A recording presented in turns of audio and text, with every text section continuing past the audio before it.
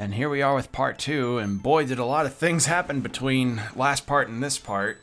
Not on game, obviously. I don't... Off stream, we had some stuff happen. Hey, everybody.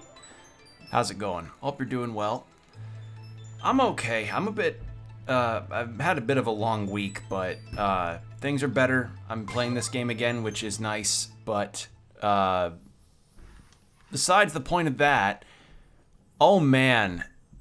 So at the time of doing this stream, I had seen the Nintendo Direct that happened, along with chunks of the State of Play. And first off, what is it with Nintendo and wanting to choose like incredibly inopportune times for their Directs? Cause I woke up so goddamn early in order to catch that Direct before my classes, and I was so miffed. I was like, fuck. But I did, I caught it, and I'm very glad I did because holy shit. It felt like there were some things in there that were just like, okay, no, this is a good year, and next year is gonna have God, our wallets are so fucked for the rest of this year and into next year. They're fucked. It's so, like, Jesus. But, I guess before I do that, a little bit of a recap on what we did. So we managed to make it all the way to this next island and helped out these mole people by way of, do I not have a map? I don't have a map. By way of going into the mines in this area and being like, hey, Earth Wizard, can you stop plugging this thing so that a giant serpent on the island doesn't wake up and kill everything? And we managed to convince him to not do that, so yeah, we managed to convince him to stop. So that's what we did last time, and now we're gonna be heading towards a coast, a dock town, port, that's the word. I'm a bit, yeah, sorry if I fumble, it's, as I said, long week.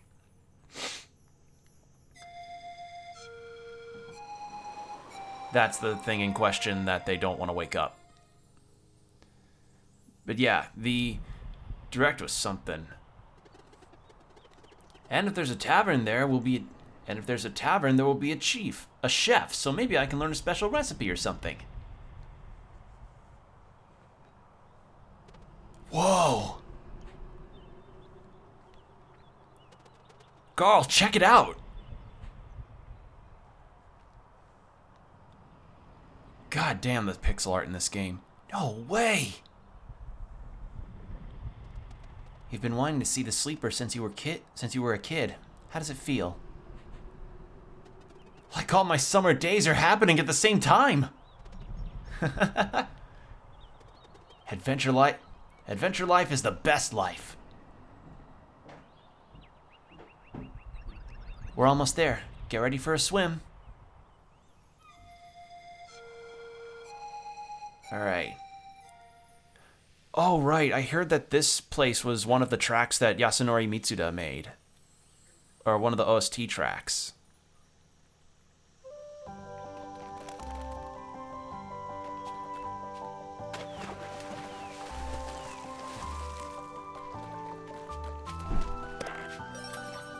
Ooh, pirate garb. What's this? Looking for a boat? Head over to port town of Brisk and meet Captain Cliché's crew.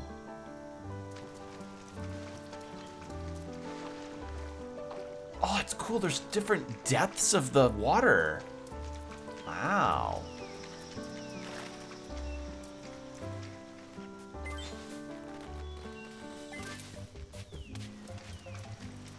Alright, so no reason to save, I think. Unless there's like a difficult fight ahead.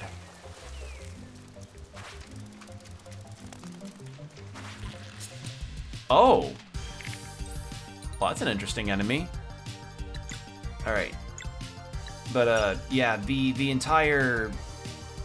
the Direct, you know, I was a bit groggy watching it, but I was nonetheless excited about the things that it showed off.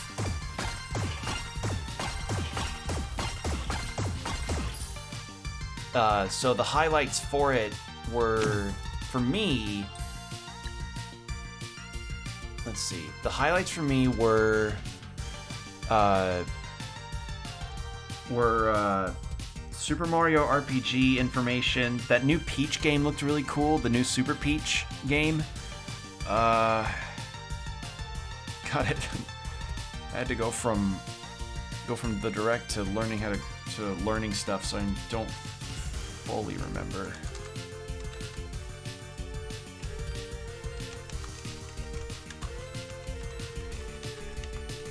Let me check it again. I'm sorry, everybody. My brain is like borked. I'm trying to remember everything. We got to see more of that new Prince of Persia. Okay, so the things that kind of surprised me the most in terms of information. Wow, the fact that they brought back an apparently, I didn't know about I didn't know about that, use your words, Will. The game that was, like, originally on the DS and then had a Japan-exclusive Wii sequel, that got announced, and I feel like that was a real, like, sideswipe of a announcement. Not a bad sideswipe, just something that I honestly didn't expect to even hear about. But Nintendo's been kind of doing that with a relative amount of frequency with their games lately, bringing over stuff that hadn't originally released in the West at all. And, I mean, we saw that last year with Live Alive. We've been seeing that with a few other things. So, yeah, to know that is like, wow, what a really cool situation there. Besides that, so the new Super Mario RPG information, I'm interested in that game. You know, it's like, I hear it's a lot of people's favorite Mario RPG, if not one of their favorite RPGs, period. God, what else is there? As I said, that Super Peach game looked cute. Might just kind of see footage of that. Not really sure if it'd be my thing. Then there was that Vanillaware Tactics game that was shown off. That looked like my jam. That looked like my fucking raspberry preserves. Like that. Just. I've never played a Vanillaware game before, because most of the time some of the games they've got on their library did not look like they would necessarily be my things. Even like I've heard a lot of good things about games like 13 Sentinels, but it's just hard to really, you know, I don't know what the hell the gameplay is. So it's kind of hard to feel like I've got any kind of potential means of recommendation, I guess. I don't know. Maybe it is. I just don't know what the gameplay is of that, so I'm been a bit hesitant on that. Odin Sphere I've known about. Dragon Crown I know about for a lot of reasons. And if you know the internet and Dragon Crown, you know exactly why. But that game, Unicorn Overlord, I believe is the name of the game. That sounded and looked like it was like it would be something that would be my jam. So that may end up being my first Vanillaware game. That was a very cool announcement that I saw in the direct.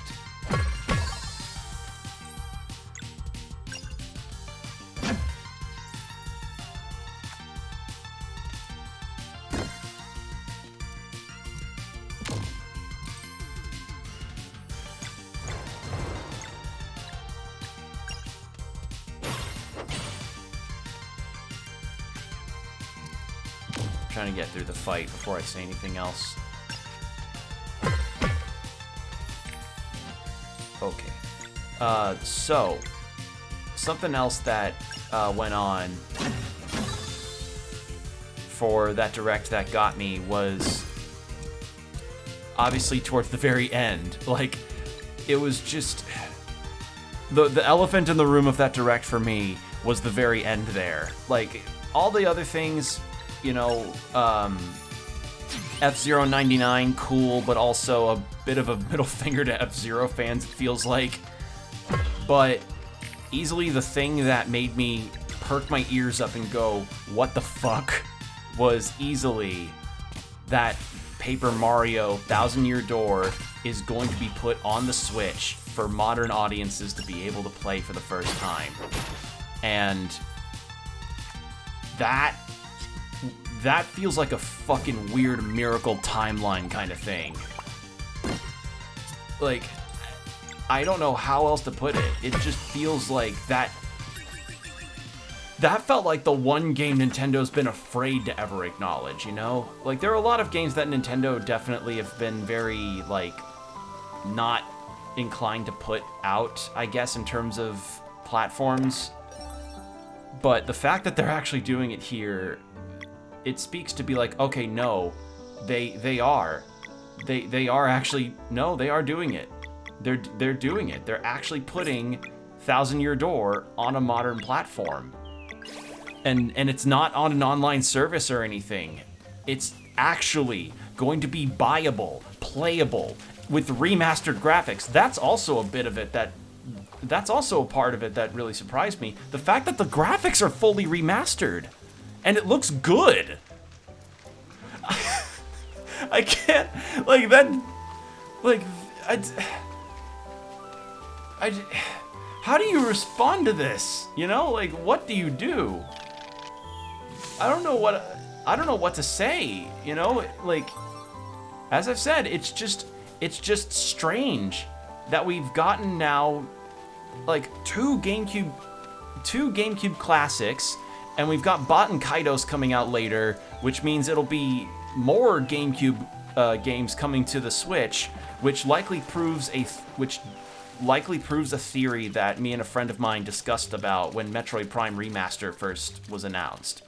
So, my theory on that is, or our theory rather, is that, and this is a bit, you know, cynical to think, but considering, like, their business model in terms of preserving their games, you know, can you blame me for thinking this?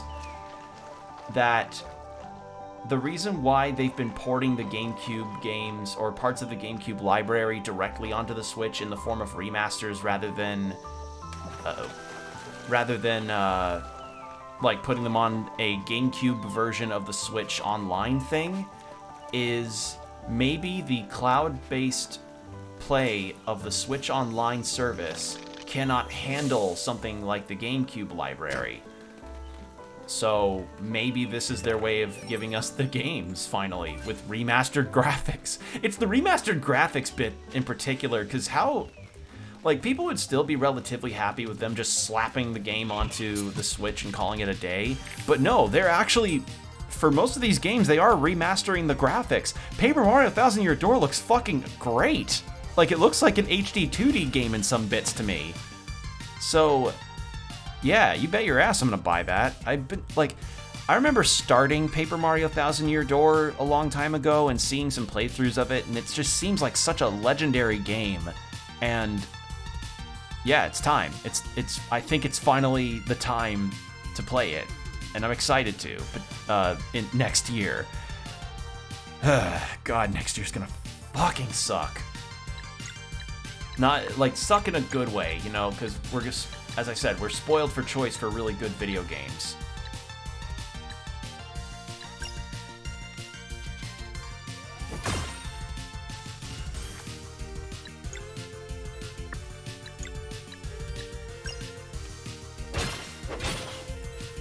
There we go.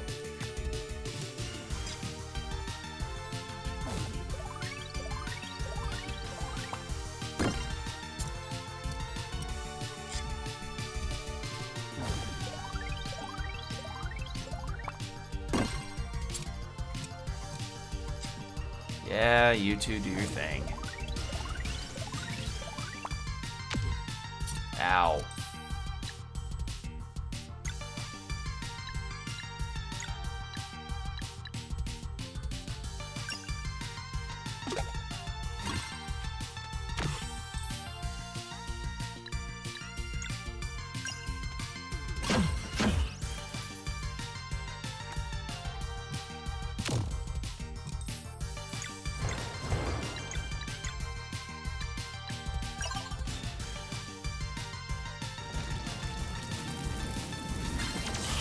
There we go.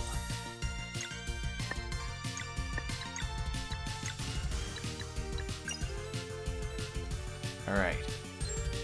So, yeah, the Direct, I'd say, was pretty good all around. And then, funny enough, like, the Japanese version of the Direct apparently unveiled a little something that I feel like they should have said in the Western Direct, but I guess maybe they just couldn't fit it into the time slot or something.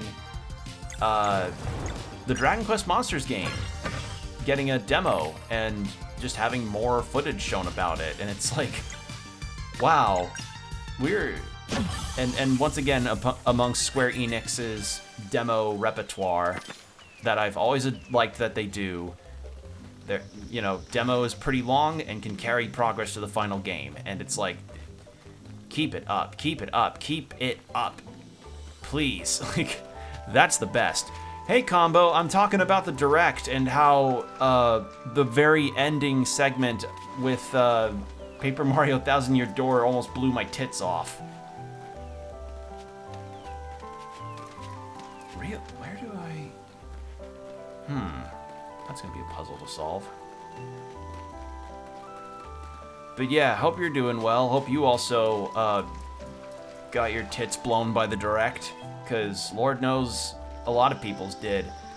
And, you know, there's obviously, like, I did the stupid thing and checked Twitter for people's comments on it, and I saw a lot of positive buzz, for obvious reasons, you know. A lot of decent stuff was shown. Like, that Peach game looks really fun. Like, Peach getting to essentially be Cutie Honey, the classic manga hero Cutie Honey, on like a stage production kind of thing, like, looks cute. I like it. Super Mario RPG having actual more content than the original that's like challenging, because I hear that game's pretty easy. Like, yes, yes, keep that up. It's just this year and next year are gonna be so good for gaming, but they're gonna suck for gamers' wallets. It's gonna blow.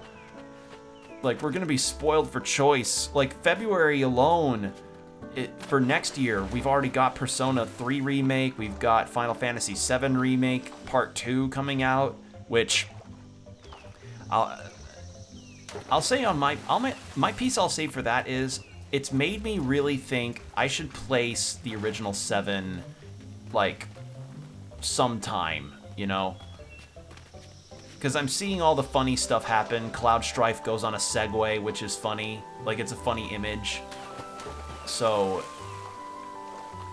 yeah. Needless to say, there's going to be a lot of potential shitposting potential. So, in general, today's been a good day for game news. Been a very good day for game news.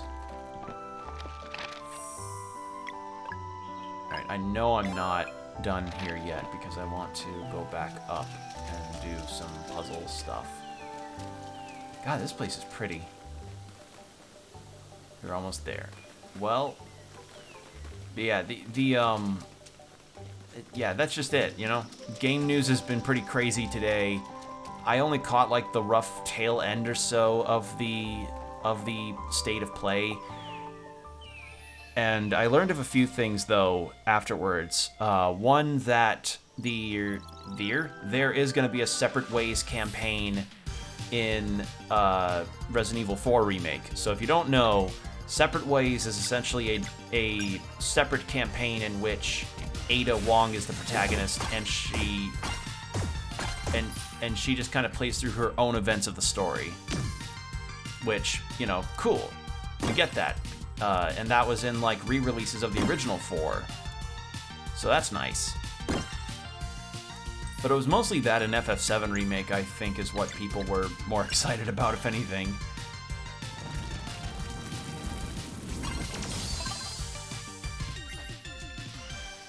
So that was it. And then the Nintendo Direct, you know, mentioned before, all of my particular likes that I saw. Oh, and I will stream the Dragon Quest Dragon Quest Monsters demo. I'll give that a go. Because why not, you know? It's a demo of a game that I'm looking forward to.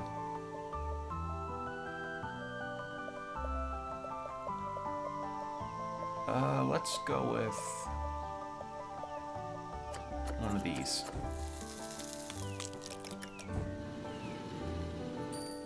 But yeah, it's just been a day. It has been a day to hear a lot of really good news. F-Zero came back in some quantity. Yeah, I mean, like, I know fans were probably hoping for something a bit grander than just a battle royale, like a 99 battle royale thing. But you know what? I mean, if enough interest is generated from it, maybe this will get F-Zero to fucking finally have something new to it, but we'll have to see. It's just... Nintendo could have probably done a better job of testing the waters of interest than just, oh, I don't know, slapping F-Zero into a Battle Royale setting. Which, it's a cool idea, but it just feels like, again, kind of like you're slapping F-Zero fans in the face, being like, oh, did you see the Super Nintendo graphics and think we were remaking the first game or bundling a bunch of the classic games into one? Oh. But nonetheless, I do feel like that Direct and this year in general have been the sort of situation of there's been something for everyone. That's not to say every release has been for everybody, but at the very least there's been a release this year that somebody is excited for or is hyped to play. That's what I like about this year and potentially next year. That there's just been a shit ton of games that have been a shit ton of really nice looking, polished, well-made games that are just all across the board, something's for everybody. Some have more appeal in a broader sense than others, but in a general sense, something this year has likely been somebody's game of the year, which has not always been the case in previous years with video games. So, yeah, a lot of good games. A lot of good games, spoiled for choice. My wallet's fucking hurting like a... As soon as I saw 1000 Year Door get that announcement, and the Vanillaware Unicorn Overlord, and and then there's Final Fantasy VII Rebirth is like, okay, I would want to get that, but probably not for a while, because I want to save up my money and also play Original 7, because, you know, I enjoyed and streamed the first part of the FF7 Remake trilogy, but I feel like I need to get my feet wet in the Original 7 before I ever continue down the remake continuity, you know? So that's kind of been on my brain lately. But yeah, my wallet is fucking crying for the next 2 years, potentially 3. I don't know what 2025 is gonna even have. This shit's fucking nuts. You know, this continuous quality looking game releases. I just remembered, literally just now remembered, that another game's being made by the people that made Celeste that looked really cool, and it's like, stop, please. I swear to Christ, if Dragon Quest III Remake or Dragon Quest XII get any kind of release window within next year or so, it's fucking Jover. It's Jover. It's fucking, I also just noticed that we have a nighttime version of the battle theme, which is nice. Oh, God. It's been crazy. It's crazy. Crazy. I was crazy once. They gave me games, and they put me in a rubber room filled with games, and games make me crazy. Crazy? I was crazy once. Not really looking for any new games currently, but getting Bitwig soon. Also, Bomb Rush Cyberpunk's story today. Yeah. God, I forgot about Bomb Rush Cyberpunk. God. That's what I mean, though, Combo, is that every release this year has seen at least one game be released that is somebody's game of the year. That's what I mean. Like, what my contenders are is not the same as another person's. And that's fine, you know? People have different tastes regarding some things, but the fact is, you can throw a fucking dart at this year's release pattern and something that released this year will be someone's game of the year. It gets to the point where I feel if I get a lot of games, I just don't feel like playing them unless they're really unique and weird, or you can bond with people playing with it. Yeah, or you can bond with people playing with them. So, yeah, I understand that. It's just, again, if I'm speaking like broad sense, there has not been a release this year that has been just, you know, underwhelming or bad or not, or just something that everybody, well, I shouldn't say that. I don't know. This is a good year for games.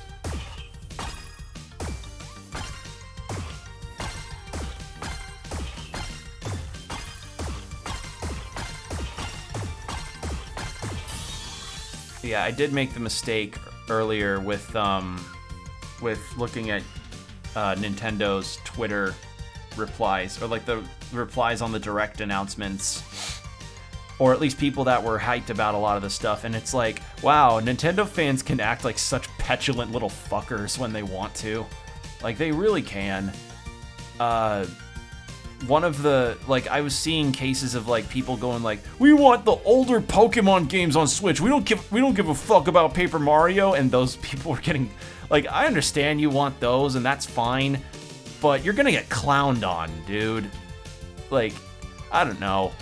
Sometimes, as I've said, social media is the best and worst thing that humanity's created, and I just immediately recognized my mistake. I immediately recognized my mistake and was like, you know what? I just shouldn't go to replies of Nintendo ever.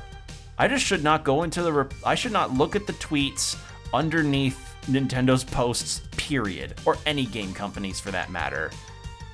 Because Lord knows we've had a lot of really stupid company shit happen like recently, like with the Unity stuff. Christ, that pisses me off.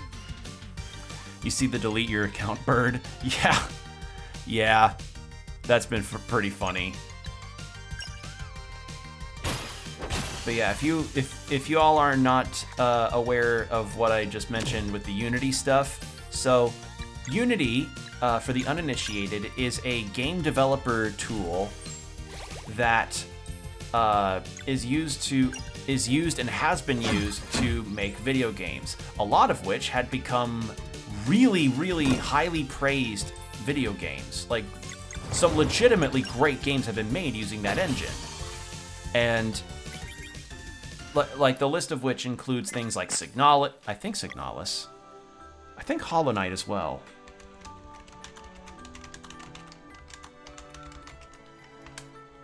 Yep, Unity. Okay, so Unity, Signalis, and many, many, many, many other games. I think even Cult of the Lamb was made with Unity. Like, it's a very versatile engine that's caused a lot of some of the best games that have been released recently to be released. You know, there've been a lot of good games made on it. And they recently released a statement that they want to implement a change in their services where past a particular installment threshold, not sales threshold or anything like that, installment threshold, they will want to take fees from the developers based on how many installs of the game that they've released on across different platforms. So what does that mean? I'll say, after this brief ad break and I drink some water.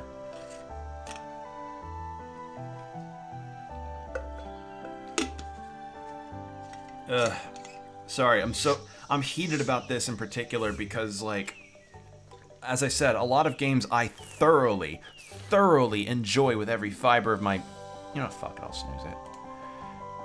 A lot of games I thoroughly enjoy are made with Unity. And this is a retroactive thing. Like, any past games and future games that have been made with Unity will potentially be feed for their amount of installs.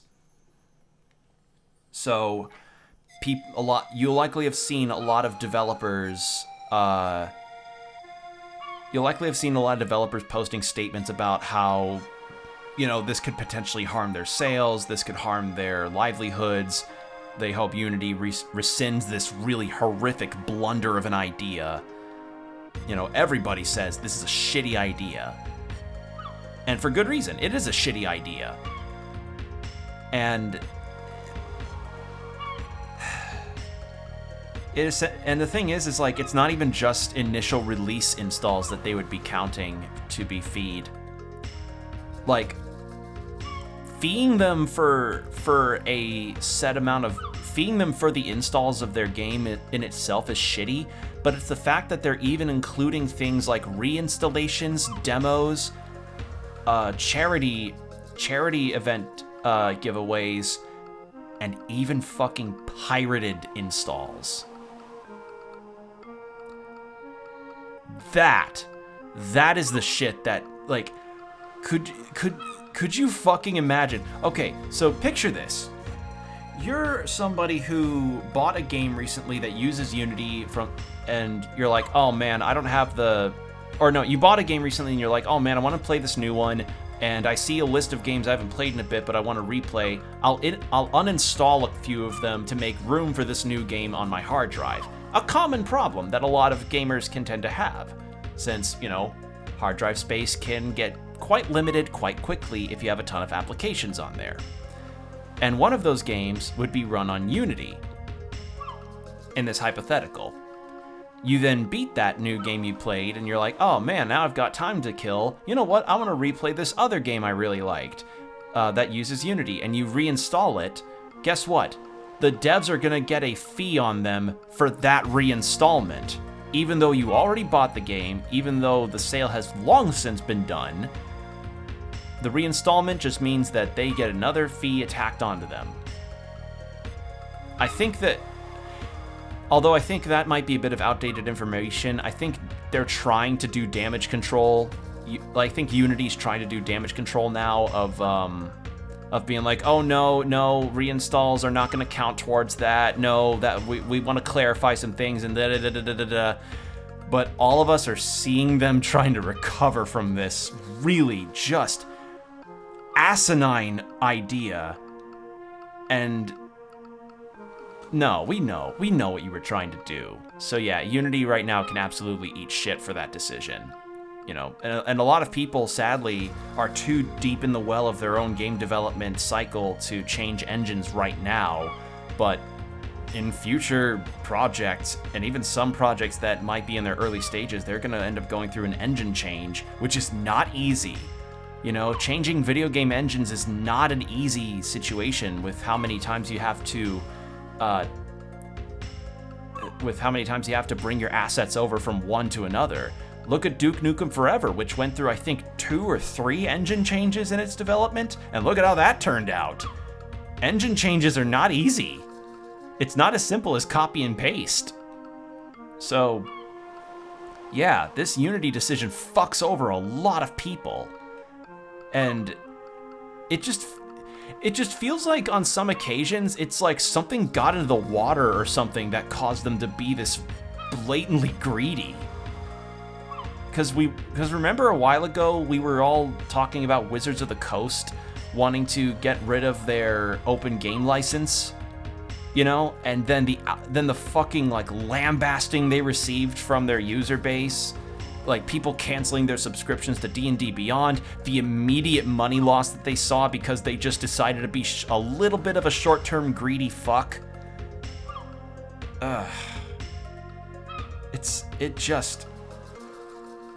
It's so weird.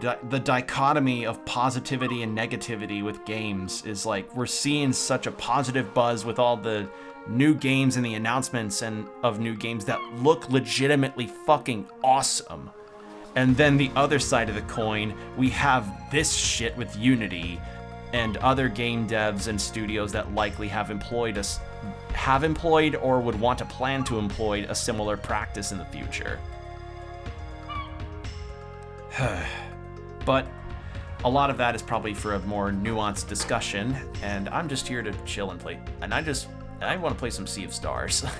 I just wanted to be a bit informative about the situation with it, you know? Like, because it's a very important discussion to have.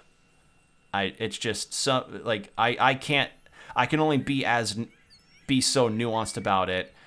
I just say, you know, it's a shitty fucking decision by them, and until they fix their blunder and probably come out with a potential, like, hey, sorry about that decision. We've realized how horribly this affects our audience and our devs. We promise not to do that, or something. Or somebody just goes like, hey, so our CEO, like, got really shit-faced and thought it'd be really funny to do that. Like, the equivalent of drunk texting, but it's with corporate voting and decisions. Like that, you know? Like... Anyway, we're now in a new town. We made it! Just look at this place! Oh, cool! Ooh.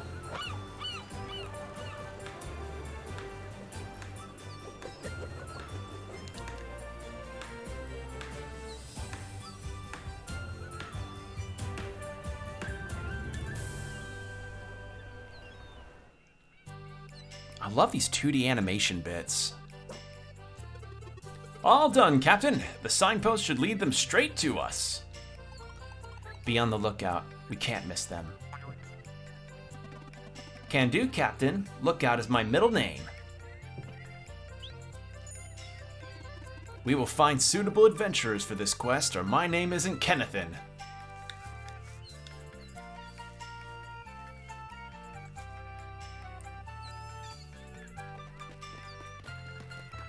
Looking for a boat, just follow the signpost. All right, cool.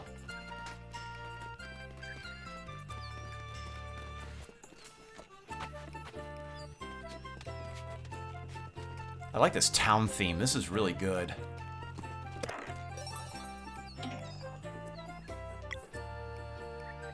Oh yeah, this town theme. I just remembered, yeah, we were here for the demo, and it's still so good.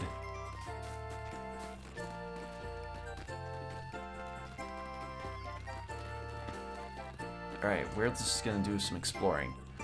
Boat this way. Did you get the conch in the chest up there? I wonder what they're for.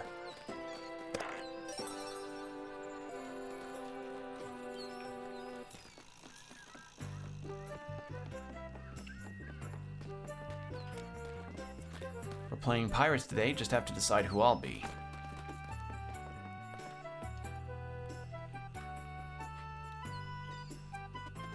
Hey, this group looks like they can sail. Greetings, is this your boat?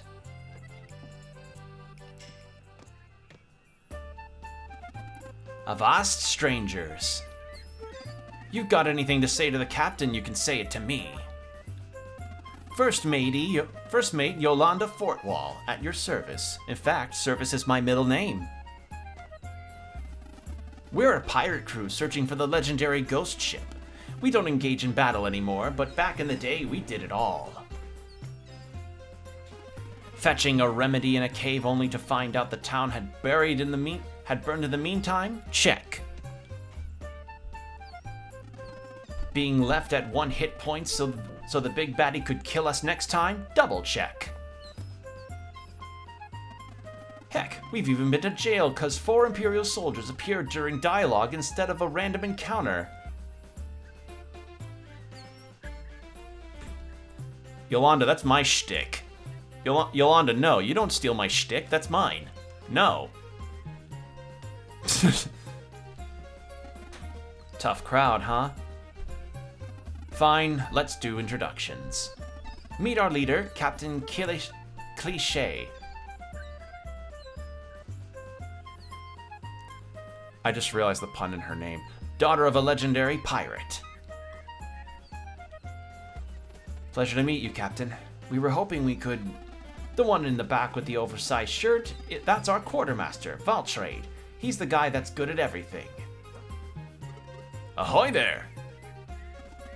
And the tall one's Kennethan, our wind mage.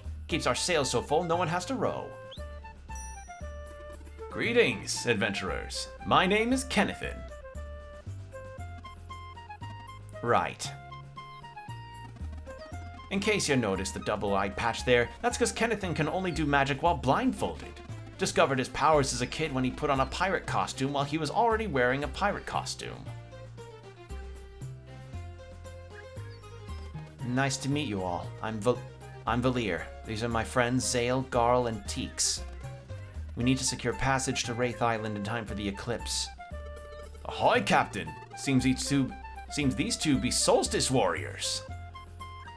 Aye, seems that be the case. What impeccable timing. Now, Captain Cliché here can certainly take y'all to Wraith Island. For a price, of course. Shall we make a deal? If you can beat Valtrade in an arm wrestling, you get a ride for free. But if you lose, you'll have to run a little errand for us. What do you say?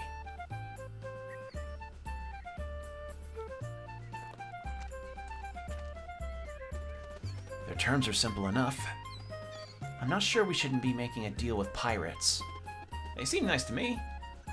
Doesn't feel like you have much of a choice.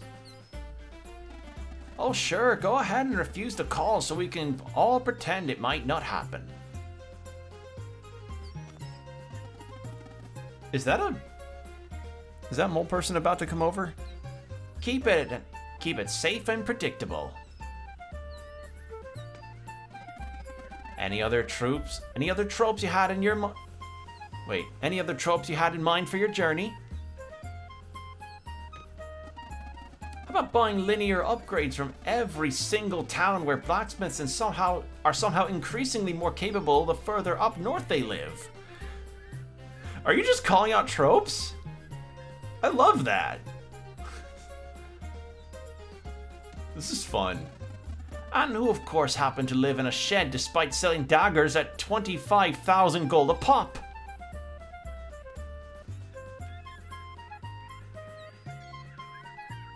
Fine, have it your way.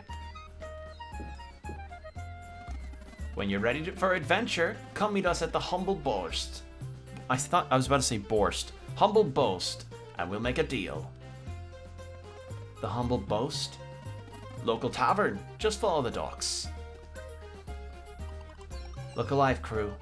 Time to call it a day. Aye aye, Captain. I already like them. They're fun. I knew it! There's a tavern! Kicking back sounds good. I'll go right now to try and meet the chief. Or the chef. See you there! Talk about a wacky bunch. They seem innocuous enough. Innocuous. Innocuous, that's the word. They seem innocuous enough. We should probably go for it. To the Humble Boast, then. Alright. Well, what I want to check, because I remember this from the demo.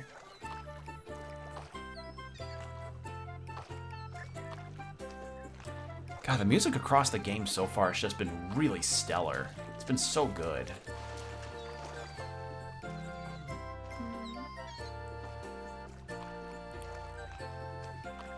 There was an item I could get. Wait. Hold on. I remember. If my memory serves correctly... Ha ha ha ha ha ha! Hi, welcome to my house. I'm sorry, but I'm not accepting visitors at this time, unless you happen to carry a trader's signet. I do. Oh, well that does change everything now, doesn't it? Welcome to the Hidden Market. Ah.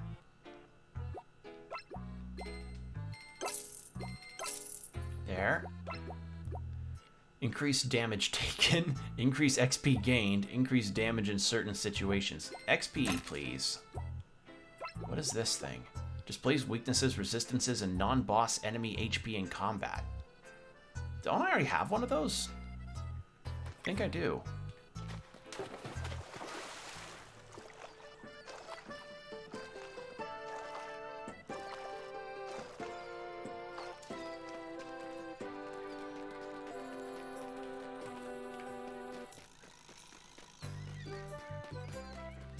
Even cleaning clothes is fun when you have a beach.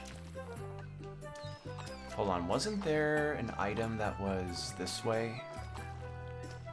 Yeah, or not an item, but somewhere. Oh no, someone found our secret spot. We found this while digging. You can have it if you promise not to tell. Hey. What are these things even for?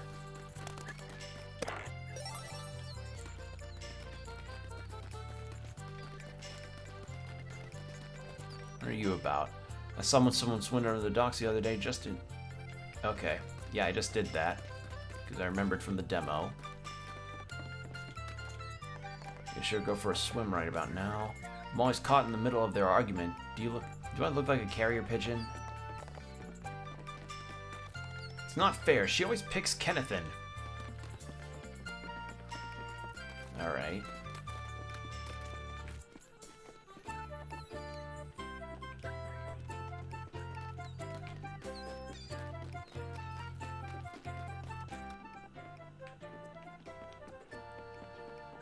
God, I just love the detail in the art, in the environments. They're so nice.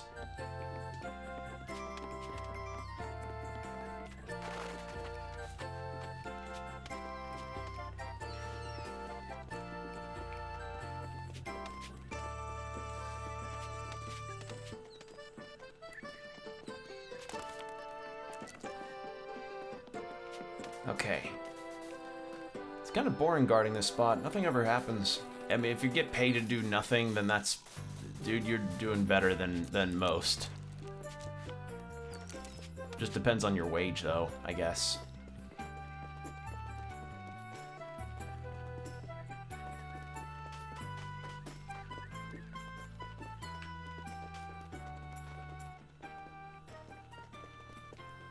I really should ask my landlord to block the entrance at the top. People keep passing through my place.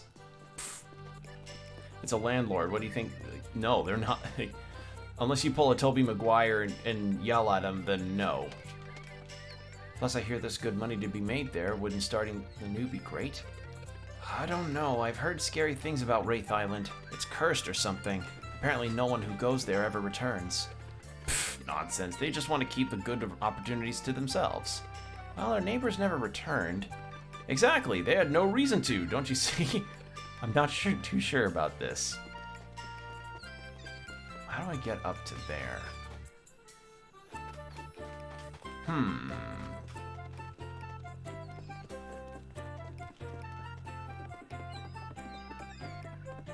Oh, hold on. Ah ha ha ha. Power belt, okay. This just in, 2 people with magic hair seem to be going on a weird rampage of climbing and free-running all over town. More at 11.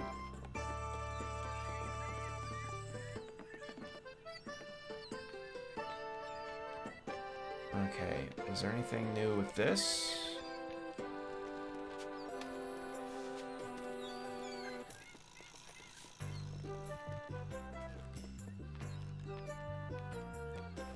Always at 11. It's always at 11. It's always. It's never not at 11. And if it isn't at 11, then surely there was some kind of miscommunication down the pipeline.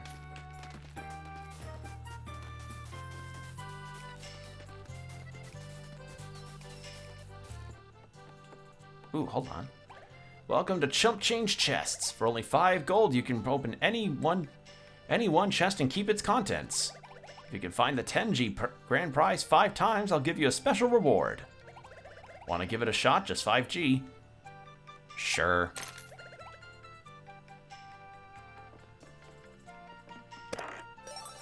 Empty.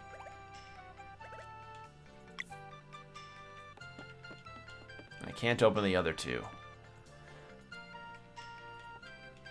I'm kind of wondering if there's any kind of strat to this game. Or save scum.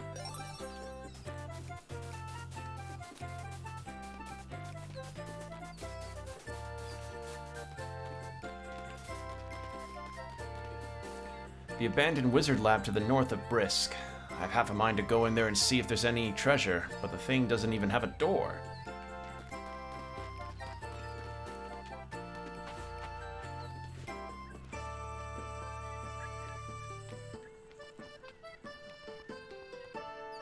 Let's see. Do we have...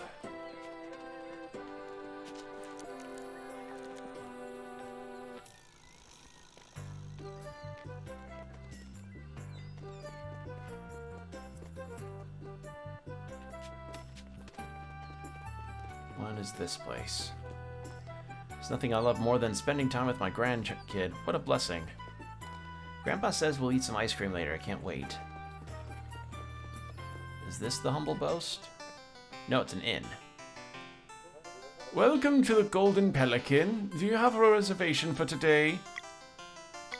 No. My apologies. The Golden Pelican is only for those with a reservation. I must ask you to leave. Alright, so I come back here later.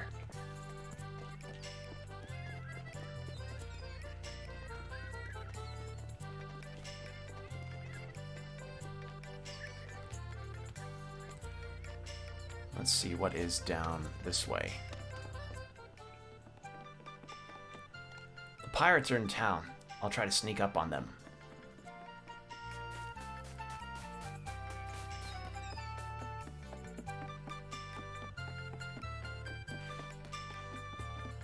I see that. Good.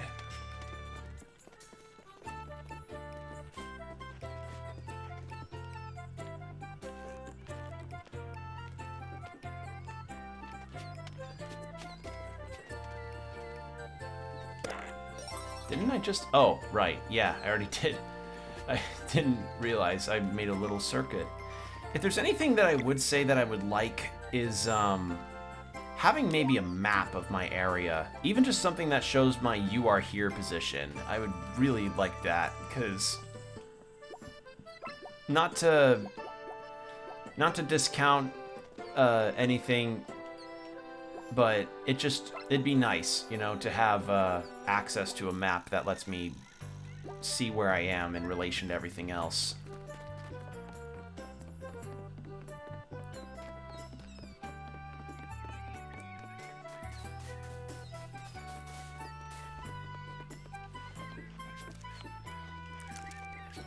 And then hop down here, and then hop down. There we go.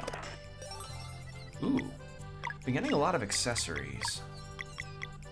Power +4. 18 magic defense, and Zale has also 18. Well, Valir has not got another thing, so let's give her that.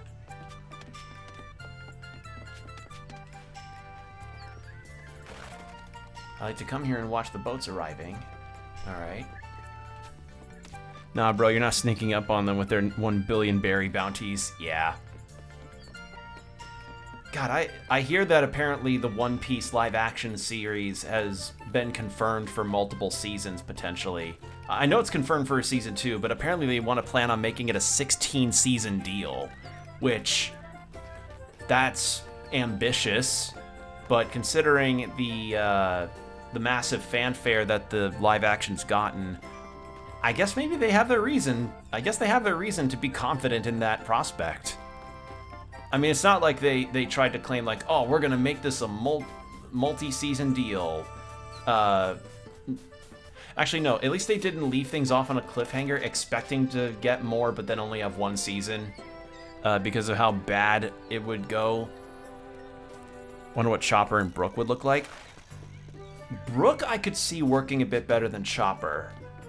Chopper's just a weird little reindeer creature, right? So I imagine he would be a little more difficult to pull off than just a skeleton like Brook is. Thought I could jump across that. Like, cause Brook's just a skeleton in a snazzy suit and a top hat with some long black hair. I just hope that if they do throw Chopper in, and I just hope that when Chopper gets included, he doesn't look as bad as, like, first draft movie Sonic, you know? No one ever wants first draft movie Sonic again. And if that happened with Chopper...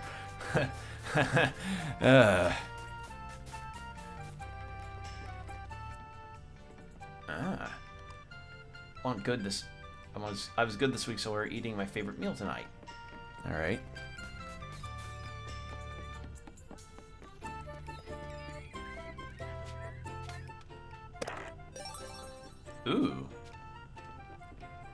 preparing my son's favorite dish. Well, alright, I just took your savings in the form of a giant orb. Alright, is there anything else I'm missing? I need to be able to get up here somehow, but I don't know how to do that. I feel like doing nothing and wanting to work on something at the same time. I understand that feeling wholeheartedly. Like, sometimes I feel that with games, where, like, I'll have a particular game of interest that I had been wanting to finish or play for a while, but then my brain's like, I don't want to do a whole lot. And then you're like, but brain, you've got to at least do something. You can't, like, do something at minimum, but... it's not fun. It's not a fun feeling. Because then you just kind of feel like you're not being very productive. Like, even just playing, like, even doing anything, you know? Feel the breeze. Yeah, it's not fun when you have that feeling of like, ugh, come on, brain, do something. I didn't know I could do that. I thought I was gonna fall and it'd be game over. Wow, this game's really clever about hiding shit in the background. But yeah, the One Piece live action getting confirmed for multiple seasons. Good for fans of One Piece and good for that live action. It's just interesting to me that they've broken the spell. I've been seeing a lot of this game. How are you enjoying it? Hello, Dre. Welcome in. I have been enjoying this game immensely. I started off walking into town. Well, actually, we went through a really nicely layered water segment, fought some enemies, came into this town, met a group of pirates, and now we're gonna negotiate going on the ship. And this game's really good. Its combat's really nice, and I like the characters. And the music, as you can hear, is really good too. So, yeah, I would highly recommend. Now, the only thing I need to do is just find where the tavern is. Where's the tavern? Again, the one flaw that I'm finding is that I would love a town map just to at least see where's where. Because I'm a little lost. So yeah, despite that though, despite my navigation issues, I would recommend this game highly. It's quite good. Maybe when it goes on sale, I want to try Death Stranding. There's a September sale for Epic Games. Yeah, good call. Because sales can be your best friend at times.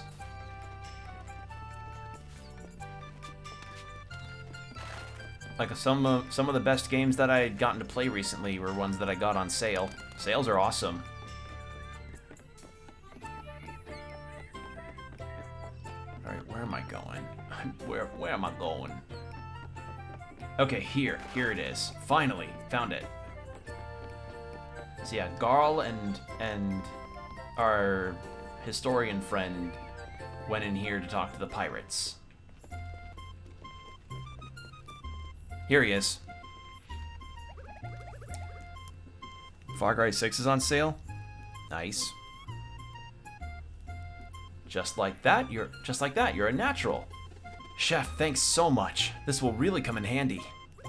Anytime. Reckon I'm the one who should be thanking you for all the tips. Look at him, already making friends. Oh, there you are. Ready to go see the pirates? So yeah, this is our third party member, who is a childhood friend of the main duo. But yes, I remember this segment because it's supposed to be an arm wrestle with the dude in the brown shirt.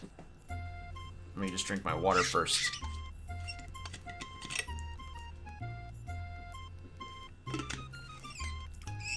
Yeah, earlier, Dre, we were talking about a few topics regarding the Nintendo Direct that happened, the state of play shortly after, the really dumb Unity decision that was made.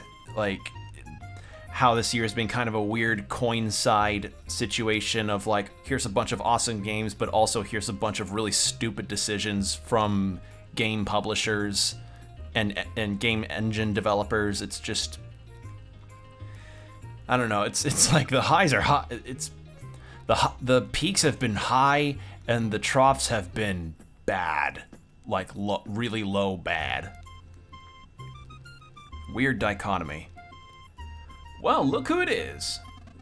The deal stands. If you can't beat Valtrade at arm wrestling, y'all gonna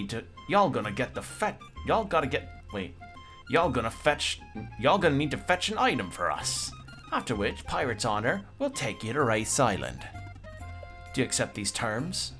Yes. We accept. Everybody, arm wrestling battle! Let's go!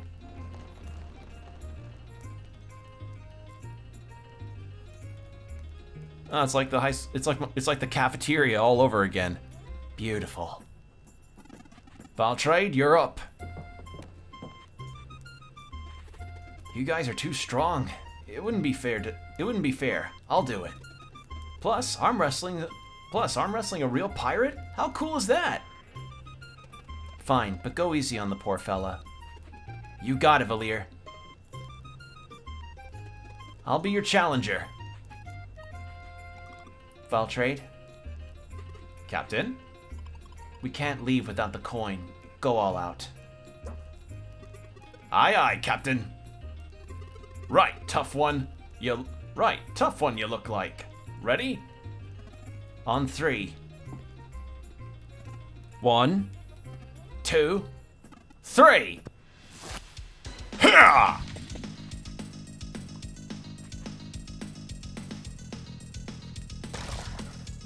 Hiya! Yeah. That was in the demo. I remember this. Haha! Oh. Cheater. I'm sorry, did I miss the part where we agreed on no magic shirt rule? Sorry, pal. Captain's orders. Are you kidding? That was awesome! This'll be my best anecdote for sure. Show me again. Hello, 911. There's a handsome guy. You know what? I should give a Johnny Bravo voice to this guy. Hello, 911. There's a handsome guy in my bathroom. Oh wait, cancel that. It's just me. You're lucky we didn't ask about any specifics. Should have negotiated when you had the chance, son. This lesson's on the house. Haha, Valtrade truly is good at everything. You know it, pal.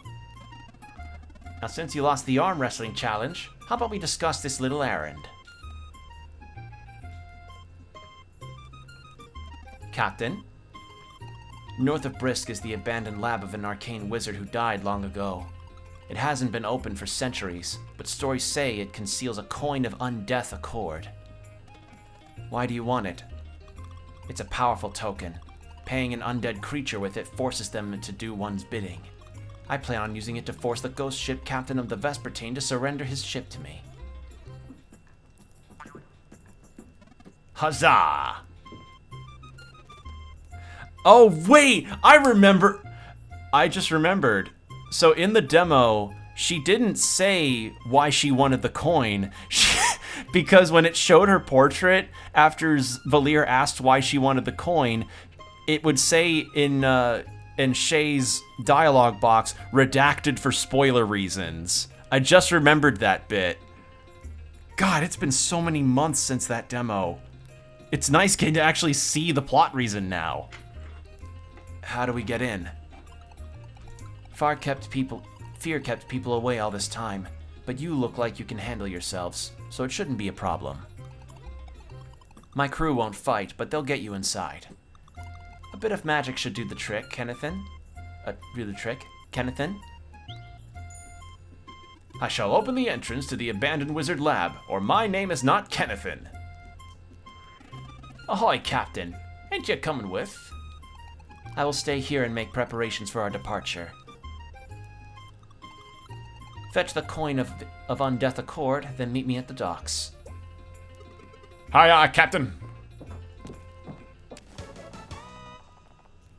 Alright.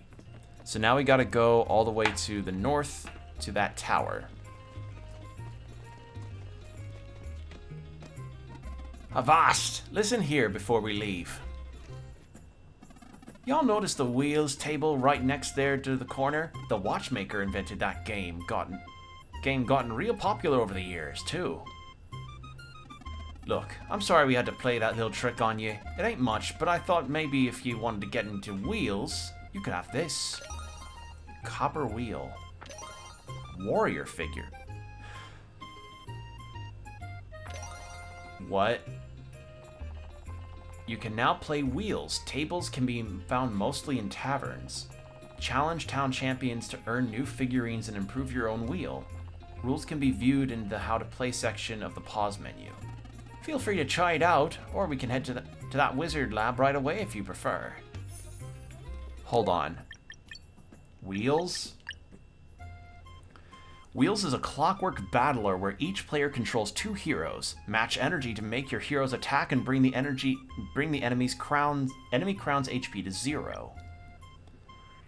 The table has a set of 4 default wheels on either side, completed by each player's player wheel. Each side also displays its respective player's HP, crown, and heroes, figurines.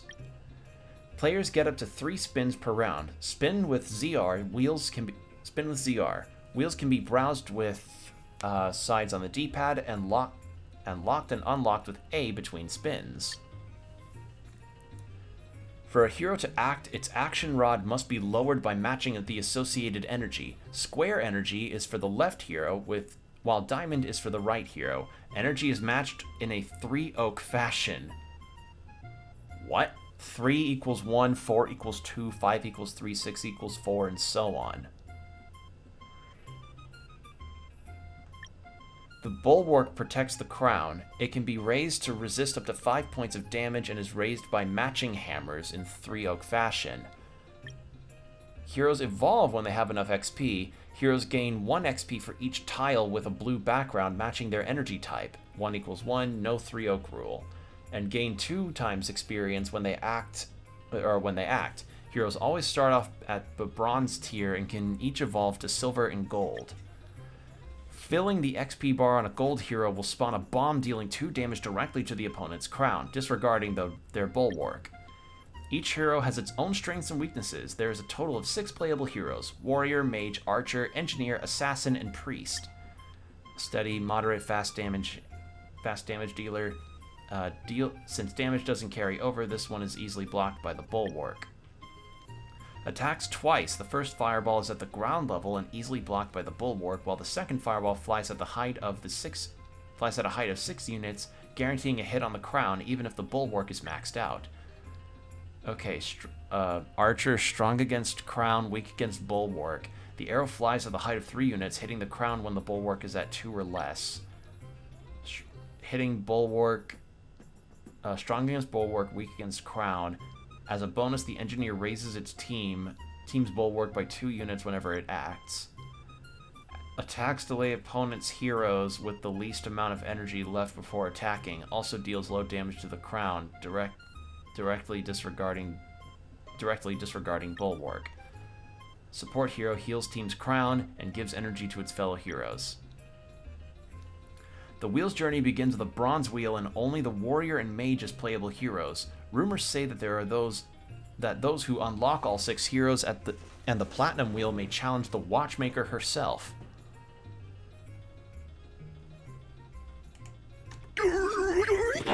It's not as bad as Mahjong in Yakuza, but that's still, all right. Okay, I'll give it a go. Why not? I'll give it one go, and then we'll head straight to the tower. I don't know if there's any kind of gameplay incentive to actually playing it. We'll see.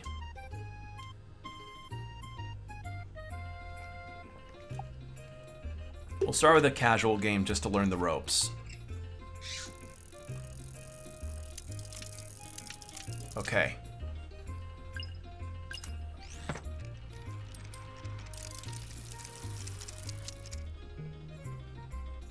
Uh...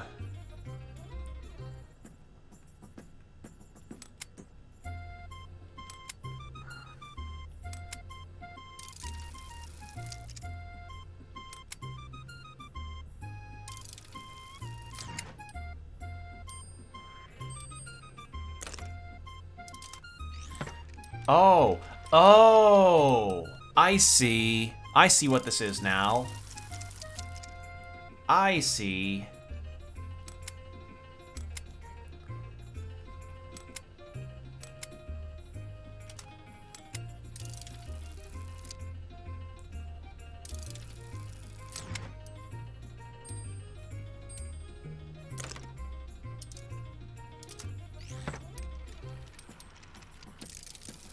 Okay, so it's not an RTS. You have to build up your stuff before you actually end up attacking to the bulwark.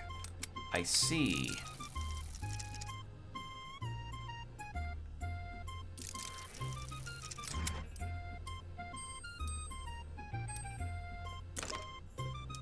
Okay, no, hammers build up the bulwark.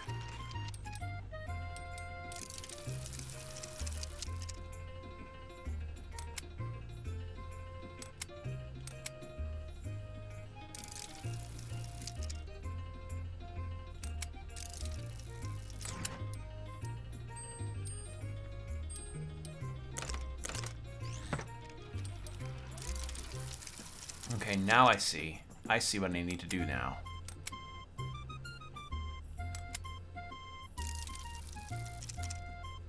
Yeah, there we go.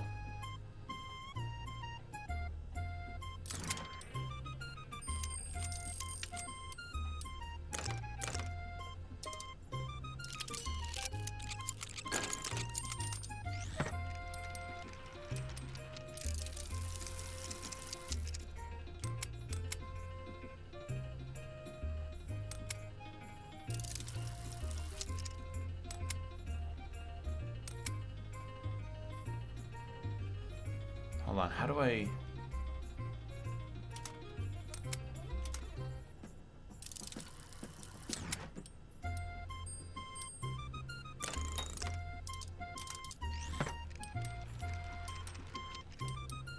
Oh wait, no, oh wait, no! Wait, I'm a little confused. How do I get them to attack?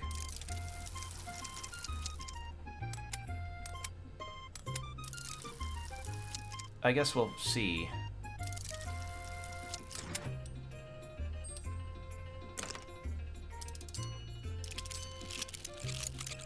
Ah, I see. I have to get that dialed down all the way in order for the unit to do anything. I see.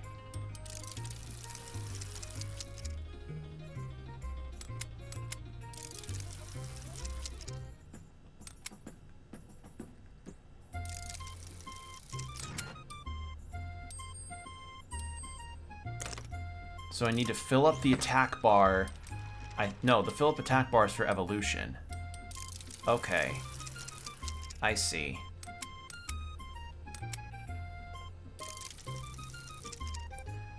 Alright, I think I get the game. It's just a really weird one at first. Like, that, it's a very strange one.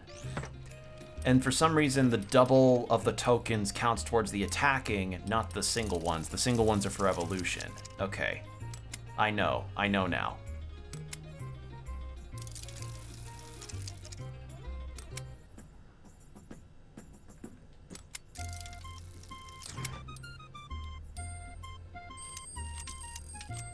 Alright, now we're up to gold.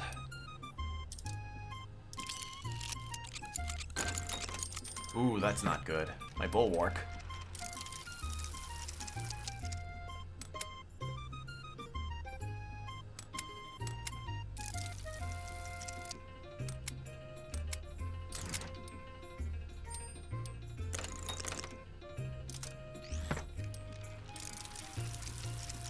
Okay, now that I understand this, I think I can do it.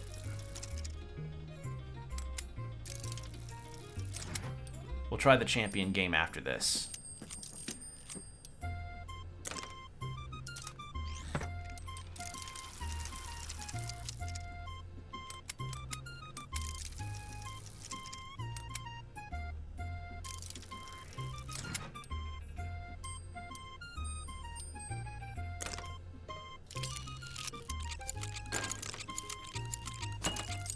Oh no.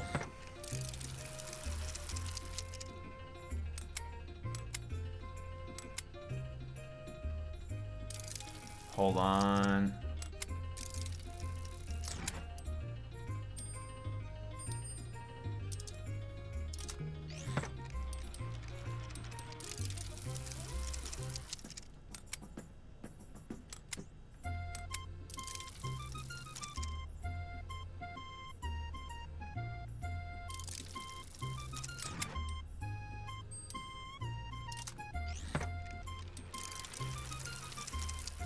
Build up my bulwark.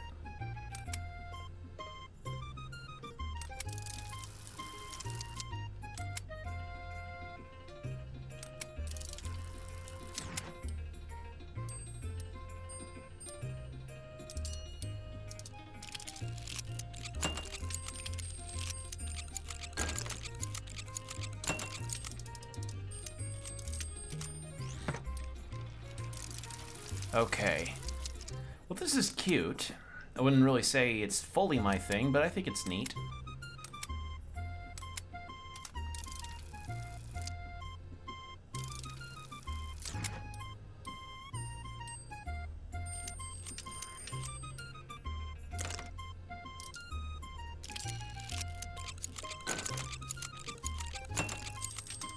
Okay. No, I need to be more proactive. So the purple ones add to the evolution.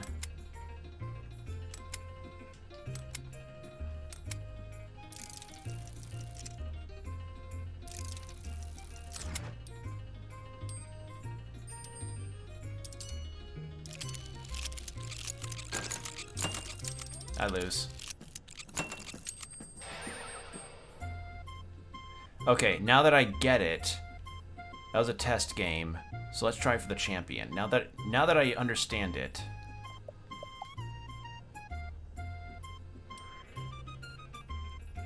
Let's try it out. And again, I don't know if there's any kind of gameplay reward for going the highest with all of this. We'll see.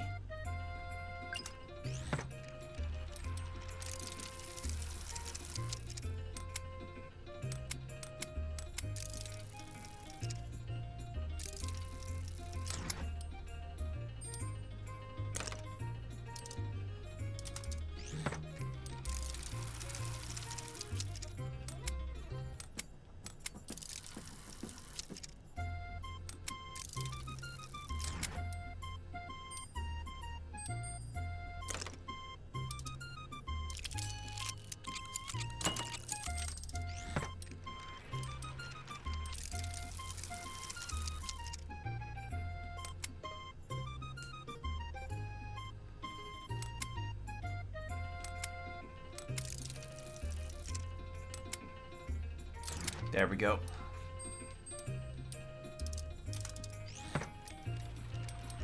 Picture this being the thing that people spend a ton of hours on, like the literal mechanical games like this IRL. Yeah, this is cute. Kind of reminds me of it kind of reminds me kind of Music Box like, but hold on. No! I know exactly what it reminds me of. In terms of like the clicking and the clockwork stuff of it. You remember a little movie by the name of Zathura? The one where it's about a space board game that two brothers play and the things on the board game start to happen in real life? Like yeah, it feels like it's moving in a very similar manner as the board game in that movie. Oh man, I haven't thought of that movie in years. Was that movie ever good? Was that considered a good movie back in the day? I don't know. But yeah, it's just that's what it reminds me of, like the little clicking mechanisms and how like things slotting out and coming back up. It reminds me of that.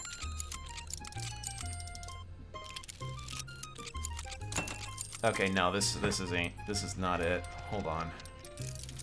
I'm getting bad rolls. I need to build my shit up. And actually start attacking.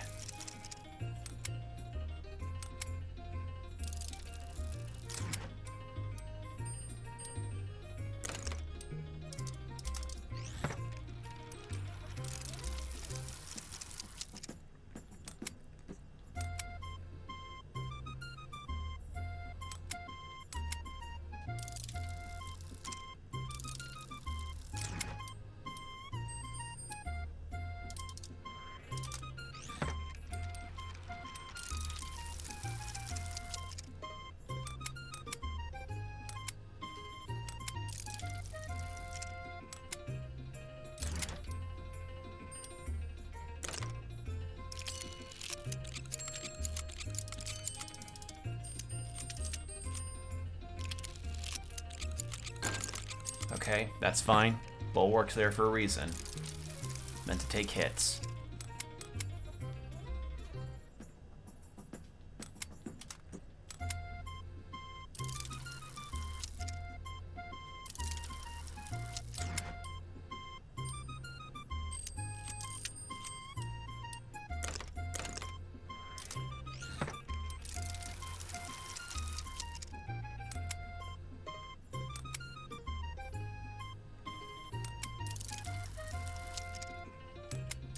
There.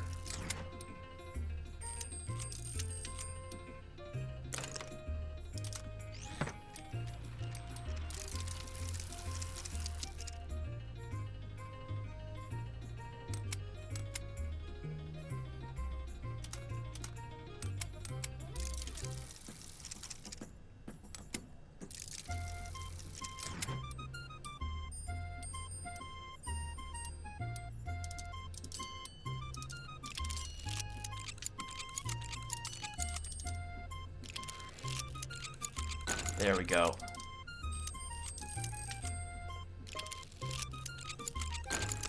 Okay, that's fine.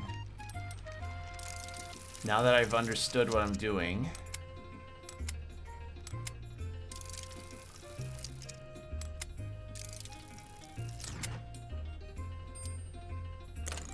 Build my defenses up.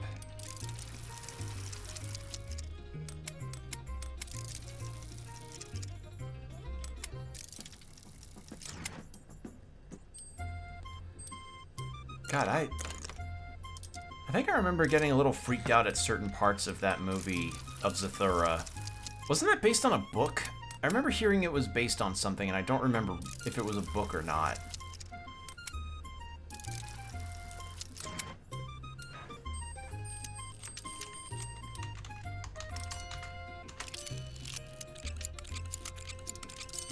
Well, it's kind of reviewed a bit mid in terms of people's likening of it.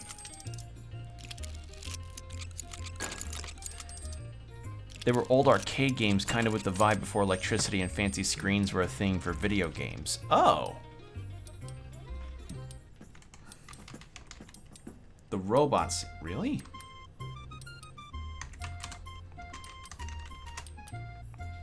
The Zathura game origins is unknown and was probably being either cursed or possessed by a strange force and incorporating the space dangers inside of it. The film, however, does have an accompanying known as Fairview. Wait, it's a sequel to Jumanji?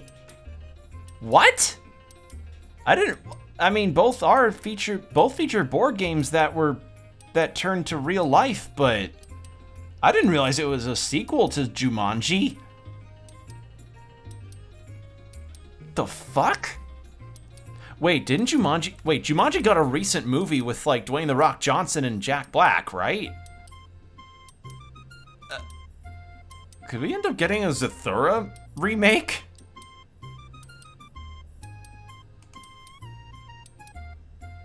Okay, yeah, and Jumanji's also a board game. Was originally a board game. What the hell?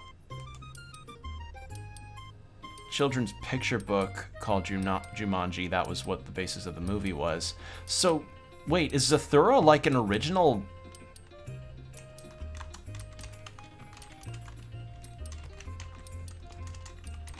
Hold on. Okay. I just looked up to see if it was a real board game. But apparently they made a Zathura board game after the movie, and apparently it's not very good. At least according to the ratings I'm seeing. A Zathura with John Cena and Nicolas Cage or some opposite actor. You know, you joke combo, but that'd actually be kind of fucking awesome. I would totally be into that. God, that is so funny to me. I haven't... God.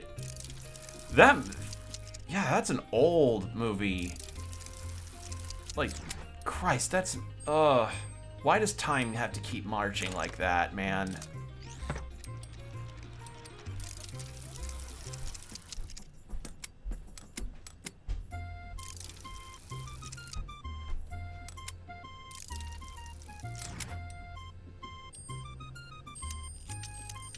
All right, now we've got Big Dick Wall.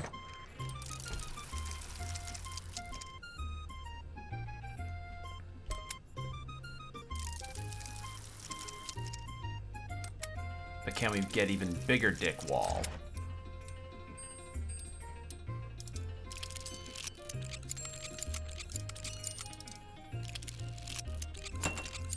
All right. Oh, that's right, because after a certain point with gold, they begin to lob bombs at me. Man, that just unlocked a weird core memory in my brain.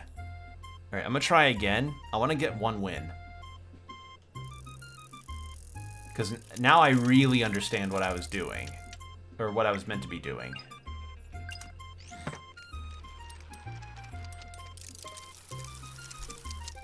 Plus, I also think I got some bad rolls. I'm not huffing copium, shut up.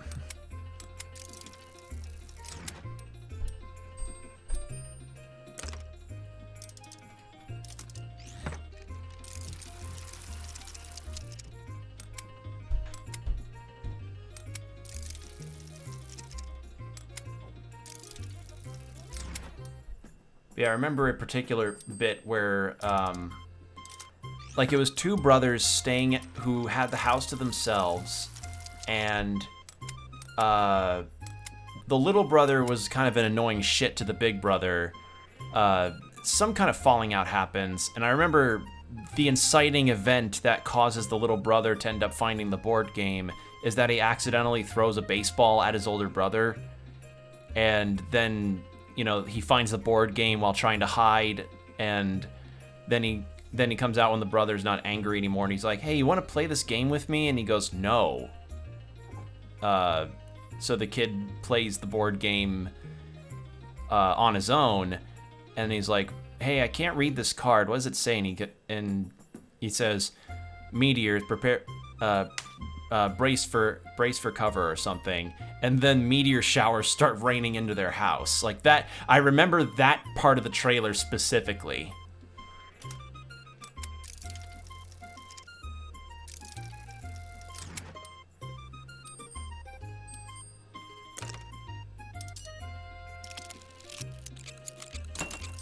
Yeah, there we go. Now I'm doing damage.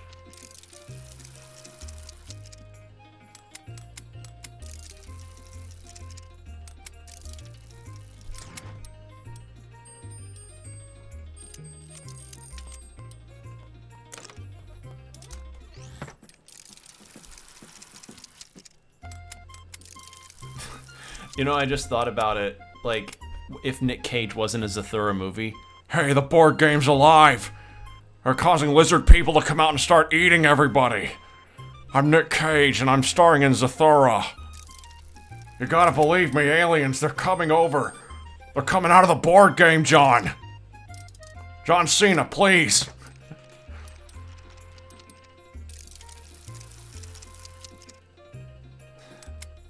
By the way, he's in Dead by Daylight, not as a character, as himself. I've heard, and I've seen, and it really annoys me that he's not dressed as a bear like he was in Wicker Man. That would have been the funniest. Like, if they don't include a skin at some point in Dead by Daylight that features him in the Wicker Man bear costume, I will be severely disappointed, even though I do not play Dead by Daylight myself.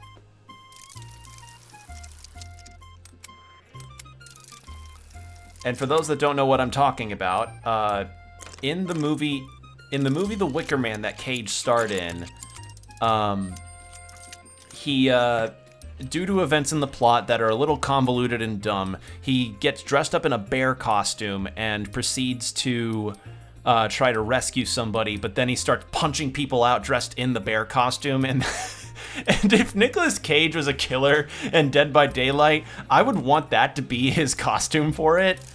But I guess they want to keep it somewhat serious, even though, you know, people don't really play Dead by Daylight to be scared. At least according to what I've seen.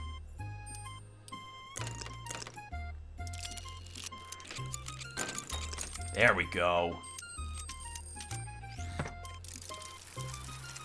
Now my warrior's built up.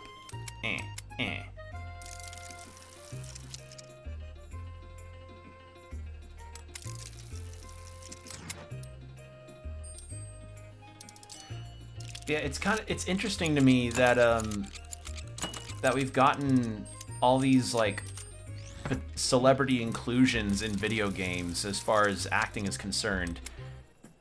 And honestly, I would love to hear what other kind of game projects Nicolas Cage could get involved in. Like, because the potential is the ceiling, you know? We could end up with some real gems of performances if Nick Cage decides to keep with acting in games.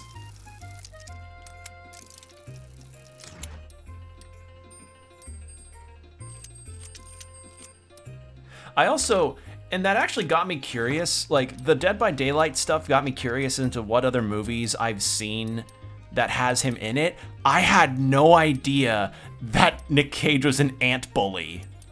And the thing is, if he was an ant bully, I would expect that he would play as the exterminator that's in the movie, the main villain, but he's not. And that weirds me out even more. I'm like, if there's anybody that would be a crazy exterminator that lobs nets at plastic flamingos, it would be him.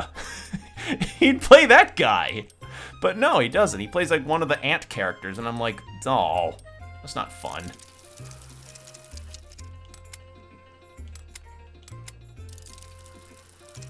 But yeah, I think that, National Treasure, and Kick-Ass are the only 3 movies I've seen that have Nicolas Cage in them or feature him prominently. I've not really seen that much else of his work.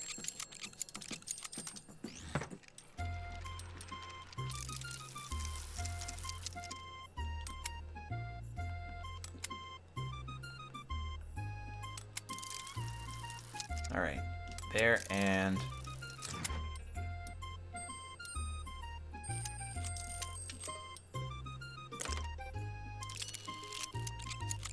all right, I need to start focusing more on offense.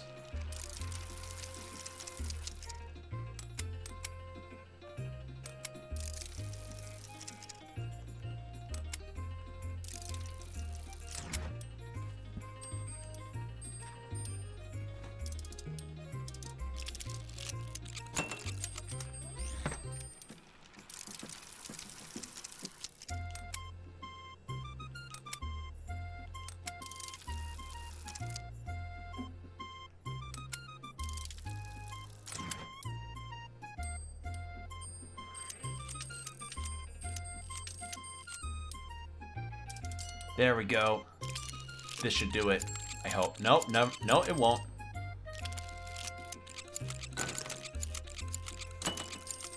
Oh! Just shy. Ow. Okay, this is do or die.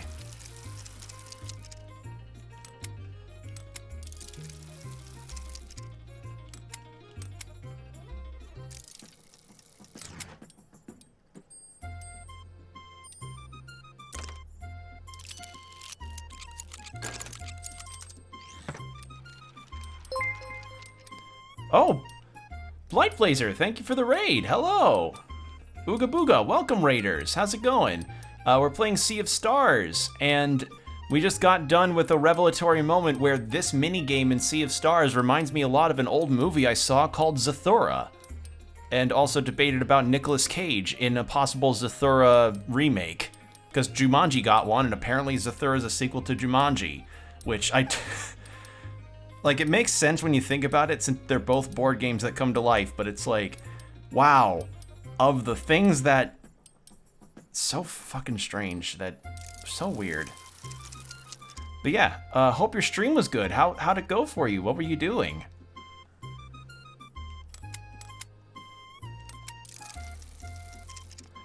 I don't know what their build is gonna be.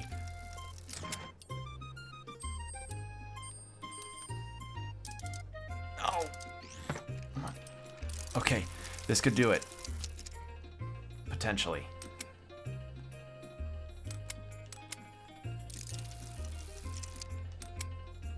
I just wanted to pop in, wasn't doing anything special. Okay, cool. Well, thank you again for the raid. I really do appreciate it. yeah, we're playing Sea of Stars today, which is a game that, you know, for many has been, has been a very hotly anticipated release. I'm attempting to try and get my first win in this mini game before I go off to a wizard tower to obtain a necromancy artifact. I was trying to combine words there. But yeah, I hope your stream was good. Hope you had a very good stream. Hope you're having a good evening. I'm still in elation from the Nintendo Direct that happened earlier today, which was just delightful.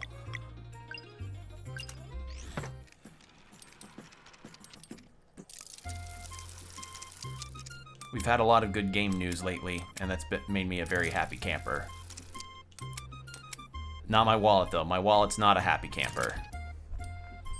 My wallet will probably want to put an APB out on me.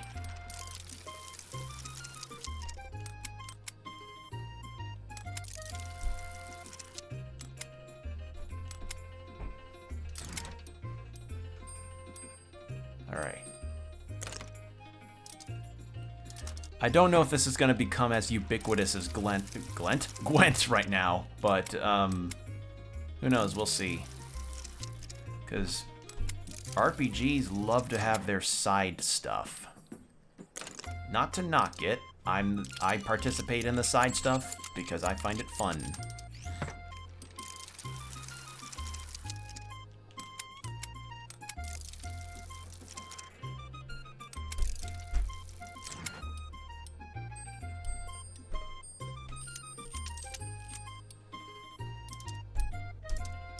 God, I got so close with that last attempt too.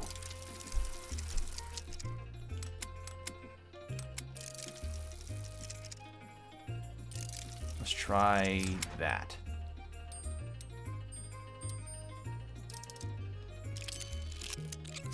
The priest is what's making this really tough. Oh shit.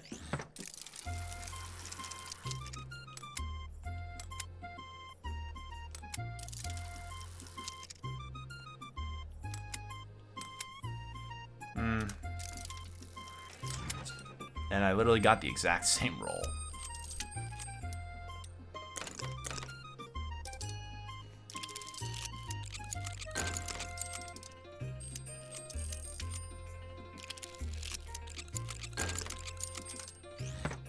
Okay.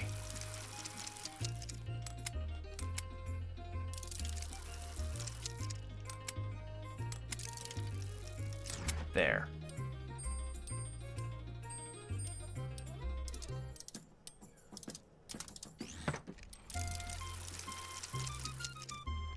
Hold on.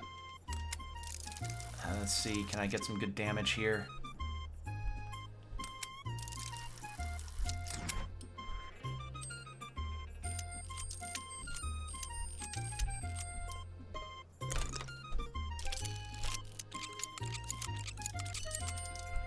Okay, so it seems like having a single gold, one of the single square tokens just doesn't do anything. Unless it's like two of them in one row.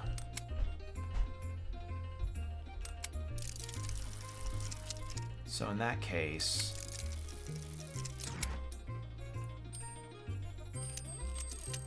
build up my wall.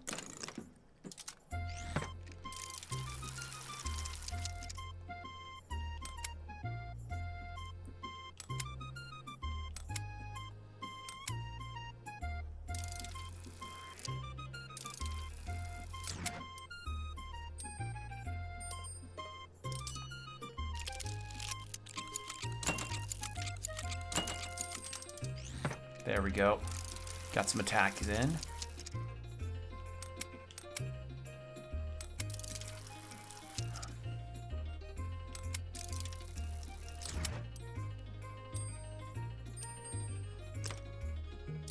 Okay, no, my bulwark's at its maximum there.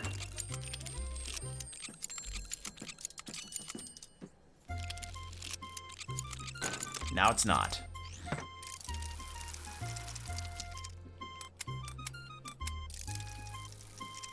Let's do that. And that.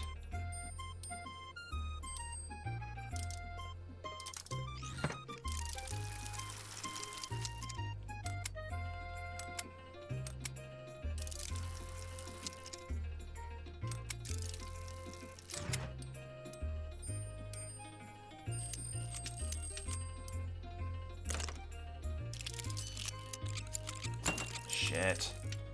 Oh, I lose. This is tough. This is tough. Like, because it's also depending on the enemy's rolls too. Again, though, this is at the very least still more comprehensive than Mahjong. Like, I remember, like, trying to read through those rules in one of the Yakuza games, and I just felt I could feel my brain cells leaking out of my head. It was just... Oh. Actually, hold on. So the warrior has lower requirements no matter what. Okay.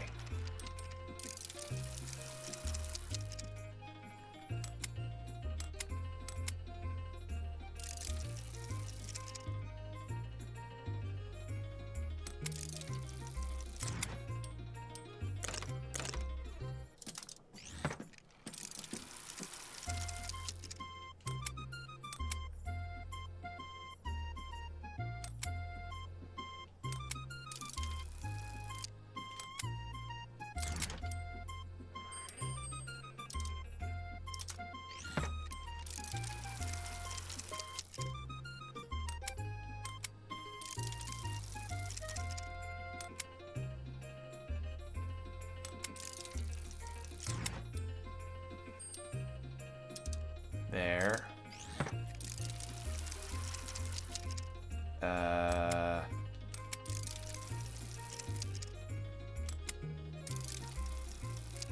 Try that.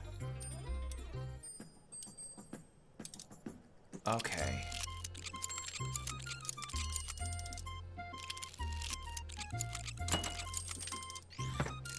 Alright, I think I see what I'm meant to do with... Yeah.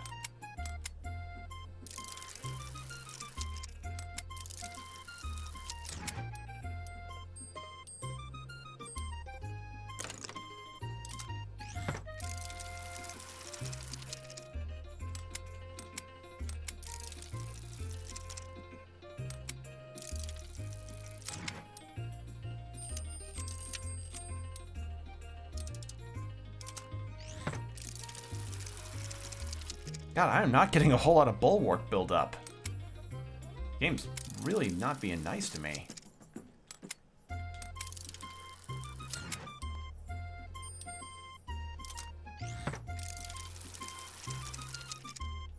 There we go.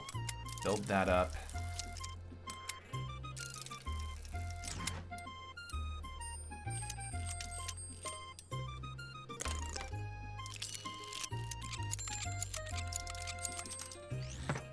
All right, there.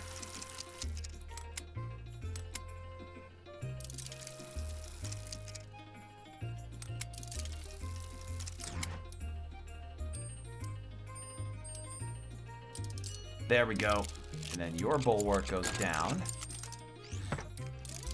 See if I can get any good damage in. Ooh, I could.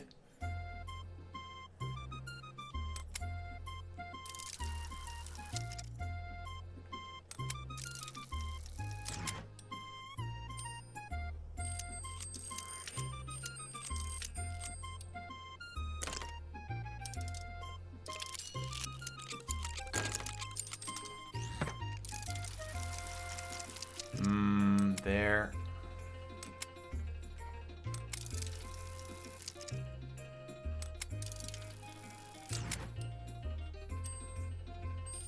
Okay, this will definitely get some damage in.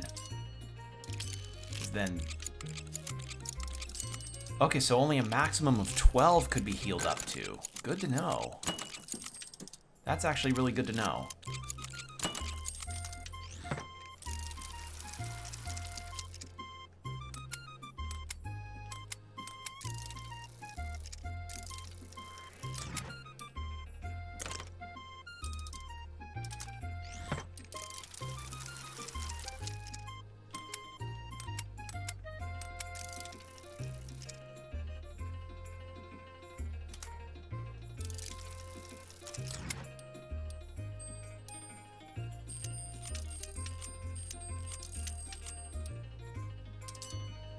There we go. And then...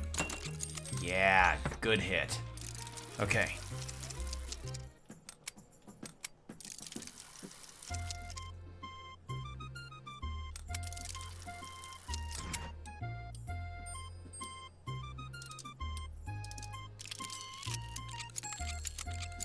shit. Oh, that's fine, because the arrow will hit, and that just takes care of my bulwark.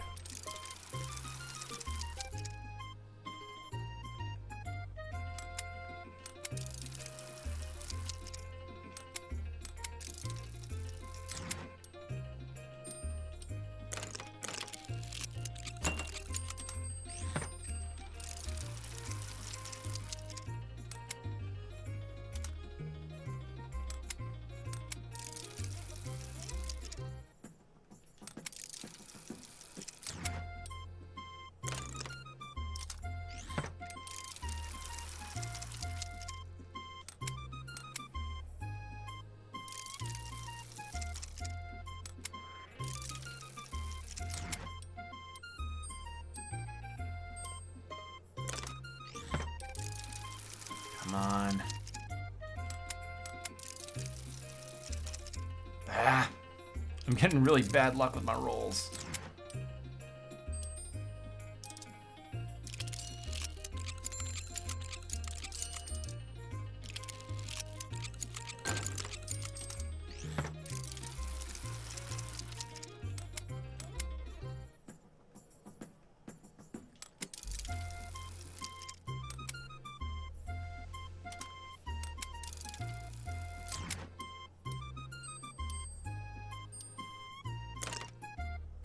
There we go.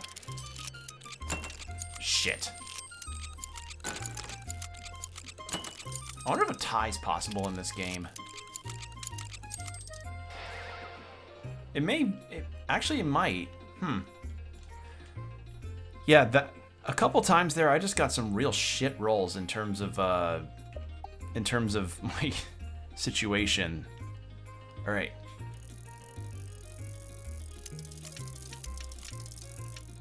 Okay. There and there. I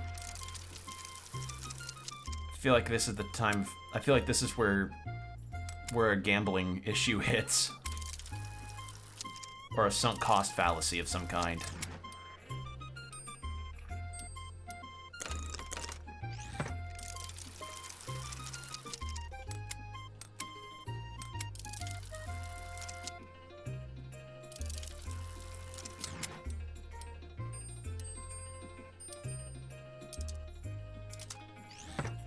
Okay, but I understand it now.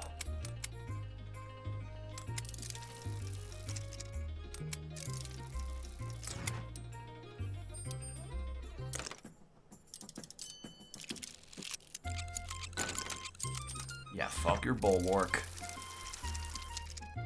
There, there, there.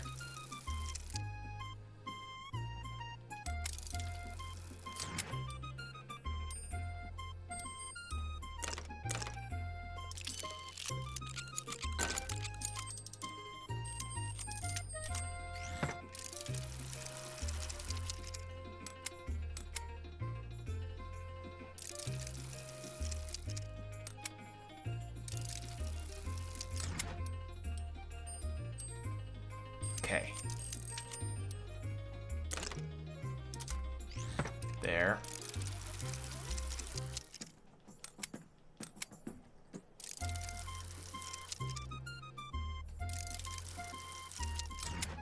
Oh, yeah. That's what I want. Yeah. Take that.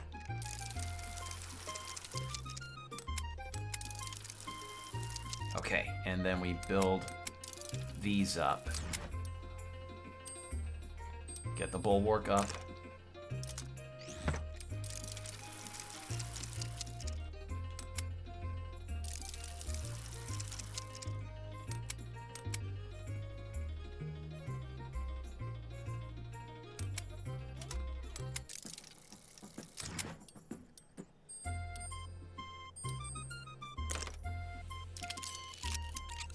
That's fine.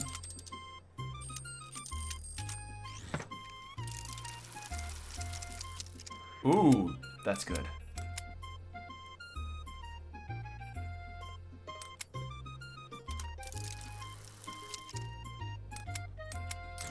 Okay.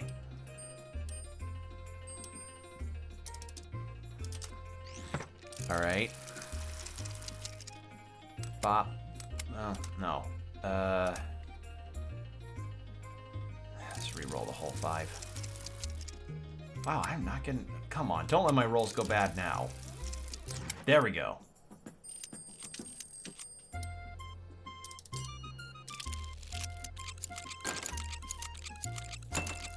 Yes. Okay.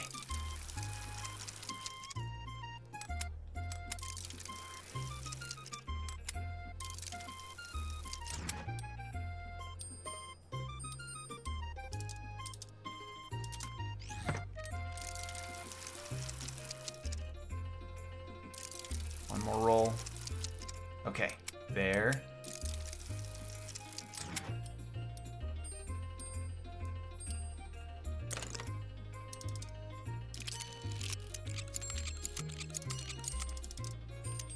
I just didn't... I completely forgot about the priest. Ow! Ow!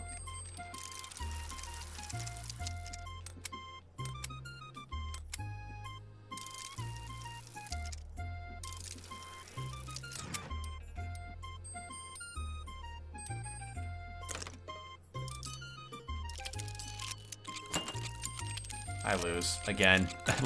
I lost again. The bomb's gonna go off from the archer.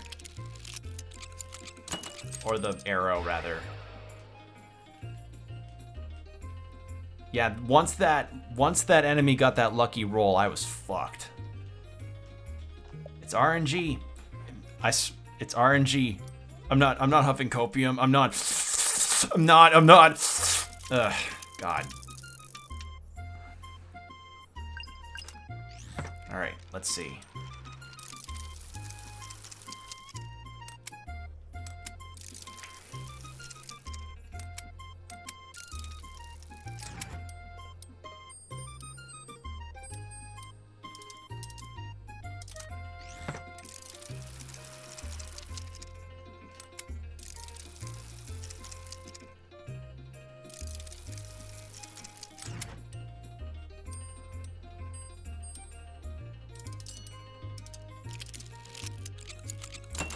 Okay, good. Good first hit.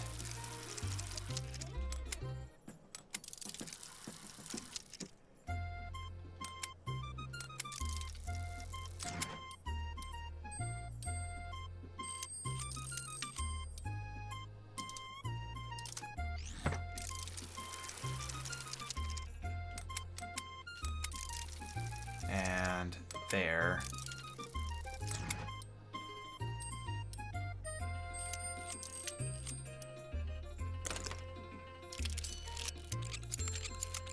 That's not gonna matter because he's gonna hit and it's gonna be 4 damage.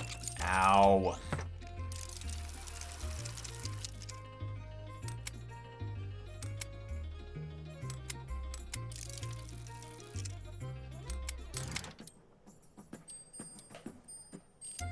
Do this. Because then that does a big old chunk. Yeah.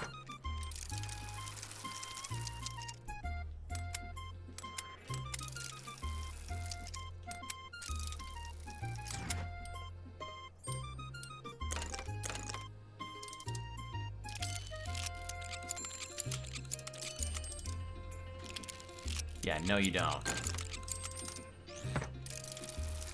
God, if I could get that priest figure, that'd be fucking great.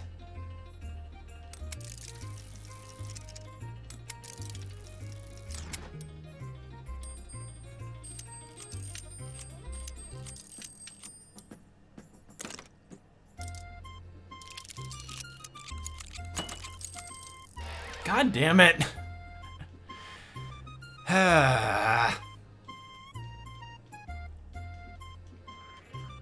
One more. Cut to me with just bags under my eyes and I'm hunched over. Worse so than I already am. And I'm just going like, one more, just one more. RNG keeps doing it. It's one more. Just one more, please.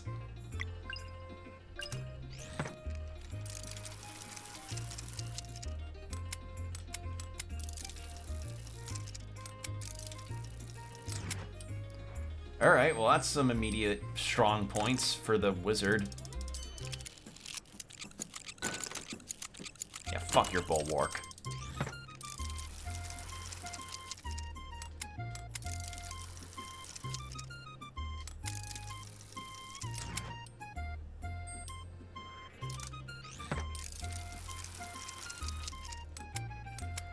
Damn, imagine seeing one of these at a convention. Dude, if somebody made this at a convention, like, people would be fucking all over it. I guarantee it. Nerds love that kind of novelty shit. Like, nerds love novelty. And there's nothing more novelty than making an actually playable board game version of a mini game from a turn-based game. Excuse me. It'd be like if somebody held an in real world Gwent tournament from Witcher 3. It's like, why would somebody make Gwent cards real life? I don't know. But would it be cool for them to have a whole ass tournament that's real cards and not virtual like the game? Yeah, that'd be cool.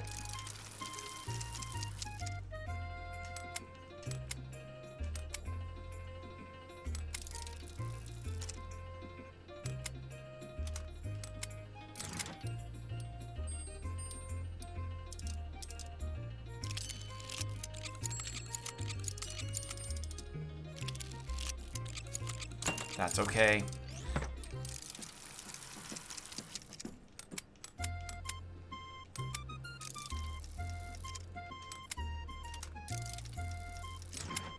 Wow, I'm getting a lot of these blank spaces. Kind of, yeah.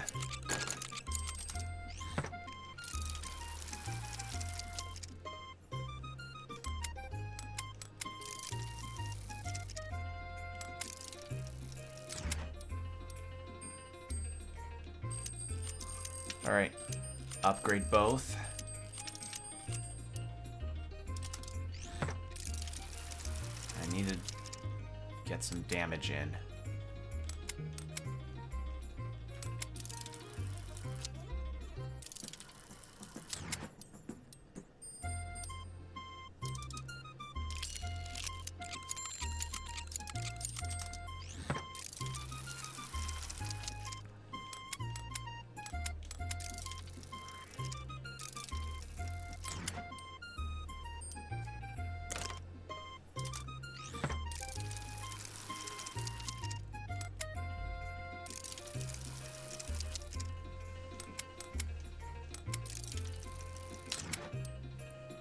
Ooh, this could be it.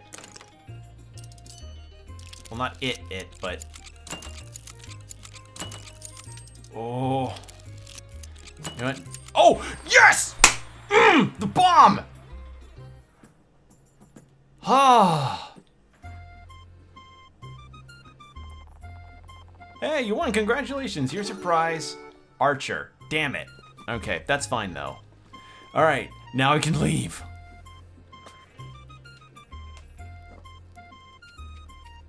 Yo, check Discord.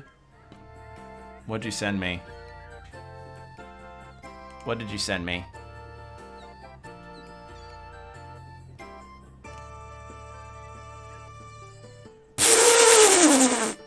Yeah. That's really funny.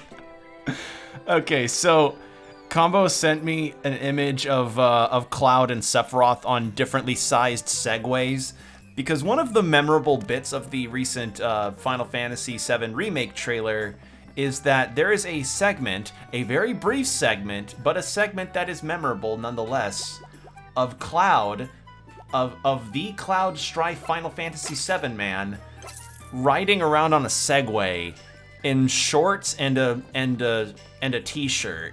And people just are immediately running with the gag. So Combo sent me a picture of Cloud on a normal Segway, and then Sephiroth's on one that's like about as long as his sword. Like just really high up. Like, I knew, like the nanosecond, the fucking frame one of me seeing that, I immediately thought, oh no, people are gonna make fucking Cloud as a Zoomer jokes. That was my immediate thinking on that.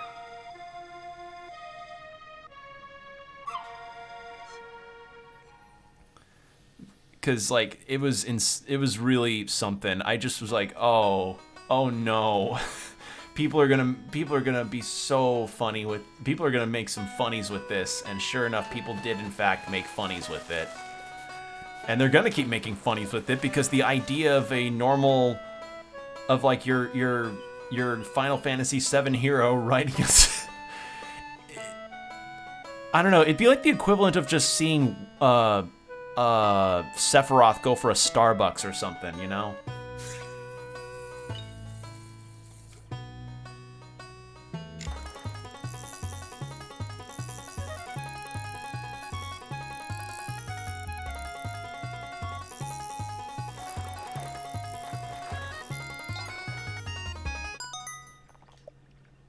Cool.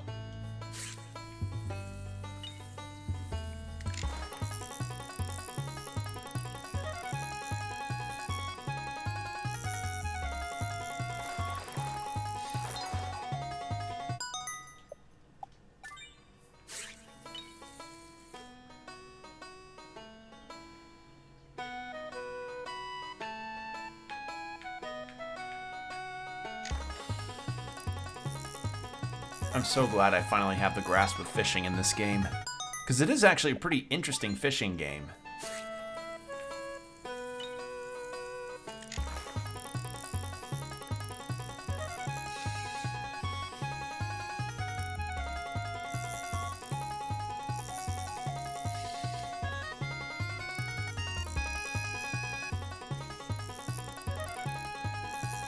And come on.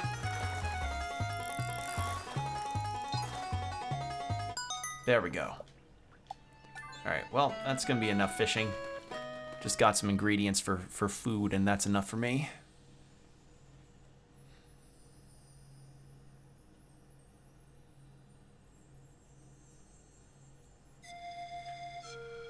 Okay. I think my controller's done charging by now, so let me unplug that real quickly.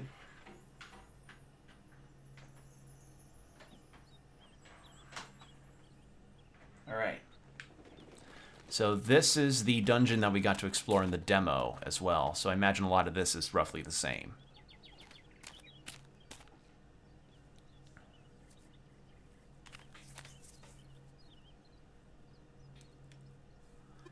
I found the door, but it seems I will only be able to lift it a few inches. Valtrade? On your mark, pal.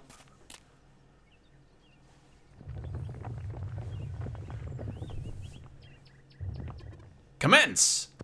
Here!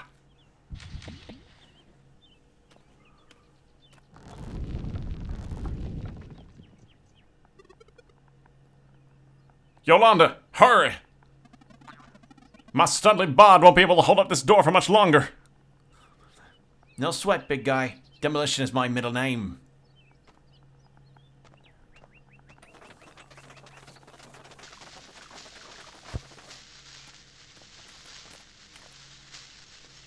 That is the most D&D party idea ever. Ha!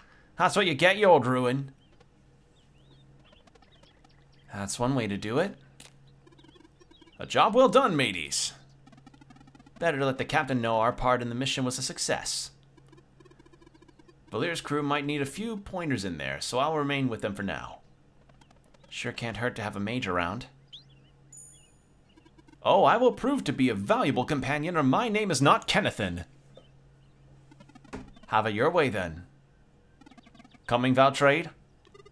Aye, good luck in there.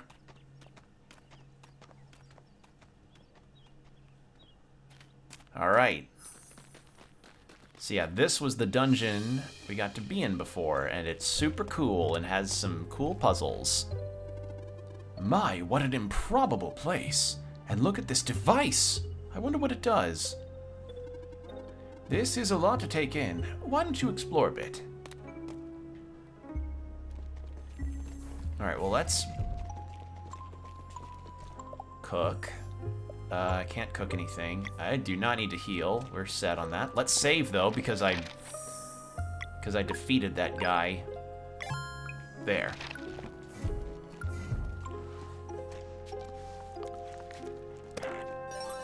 Green crystal.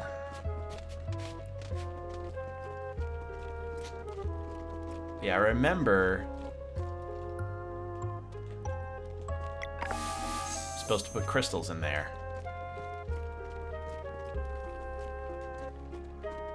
Based on old scriptures, you should be able to mix the light from different crystals to open new paths. Quite fascinating.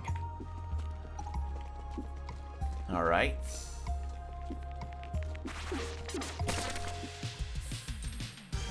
Yeah, and then we got these guys.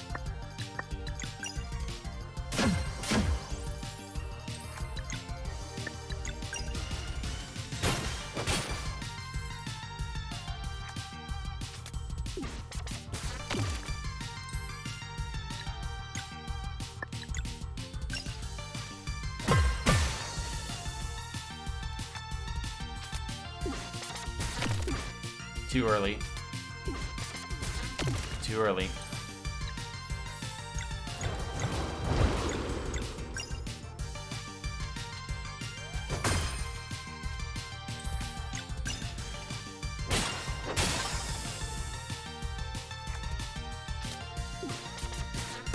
There we go.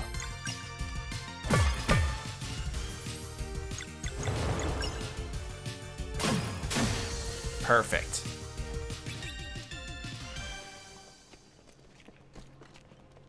All right. So now we got to do a little bit of puzzle solving in here.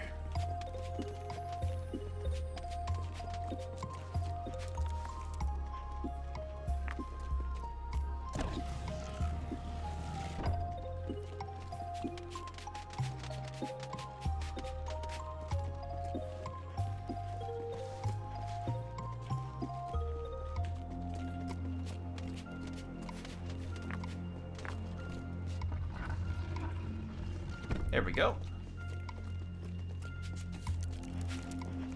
Yeah, not the most like brain teasing puzzles, but they're good. But I like them. They're nice. They're harmless.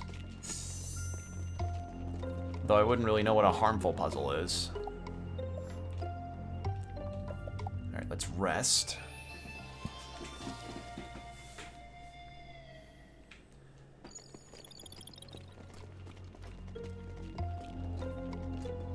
Looks like it's in light. Okay, that's right. One of them's... yeah, only one of them's working, so we need to do this in order to get all of them.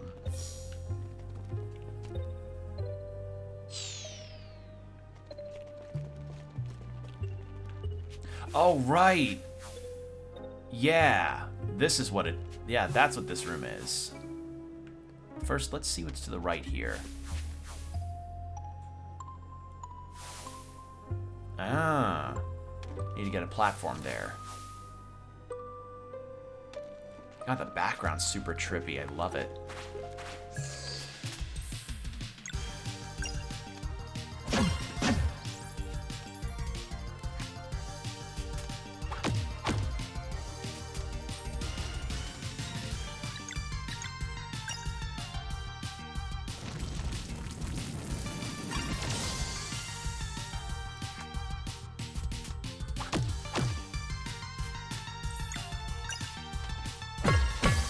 There we go.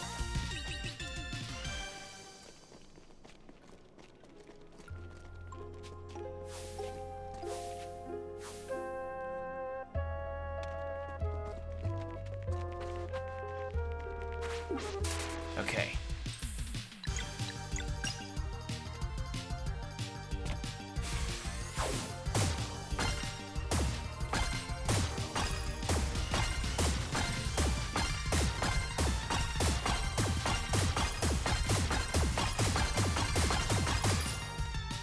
Oh, resists. Okay. So resists moon damage. Good to know.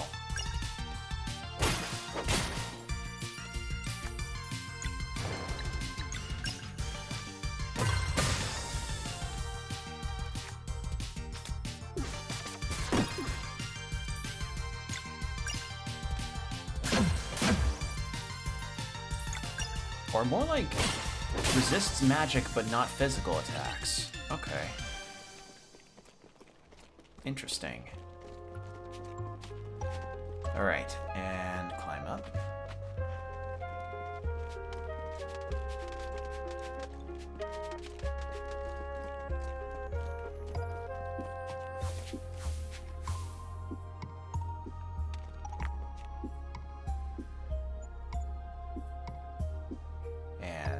There's some enemies. Cool. All right.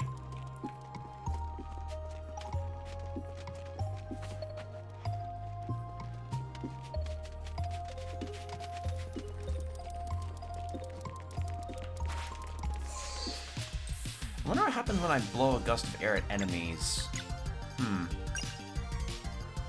We'll see.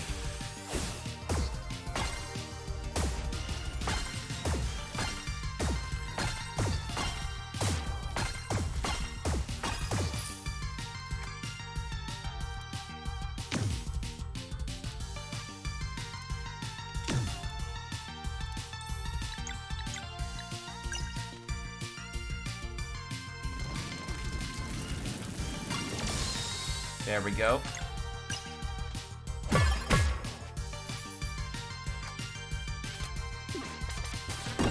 There we are.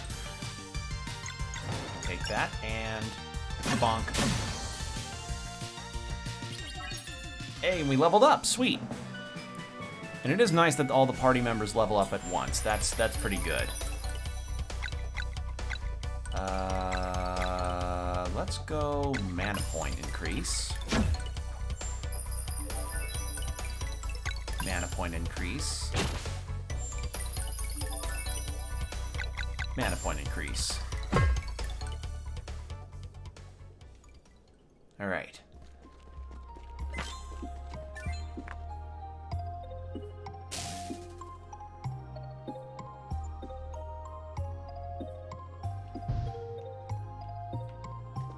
So then this takes us back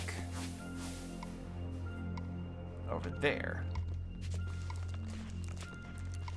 Anything else this way? Nope. Cool. All right. Flip. And yeah.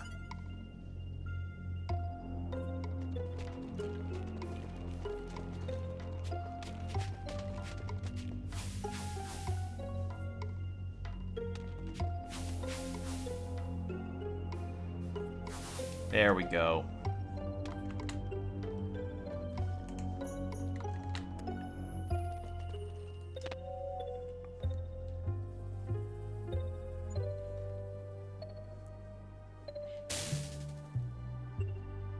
All right. And that turned on one of the smaller lights. Damn, imagine seeing one of these at... oh, wait, no, I already read that message. Sorry. Okay. I got disconnected from chat for a second. Weird. All right. So now we can put the green crystal down. But first, let's rest before we continue. Because we just get to rest after each encounter with no problem. So that makes for a pretty breezy experience. Although I will say the combat is definitely not... It's not trivial, but it's not super hard. It's nicely balanced, so long as you know what you're doing. Okay, I'm gonna check. Wasn't there an item? No. Okay, it just gets to let me be in those corners.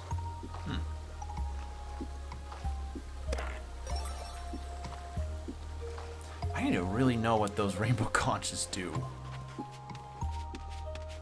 Like, not spoilery, I mean, like, I'm dying to know what they are. Uh-oh.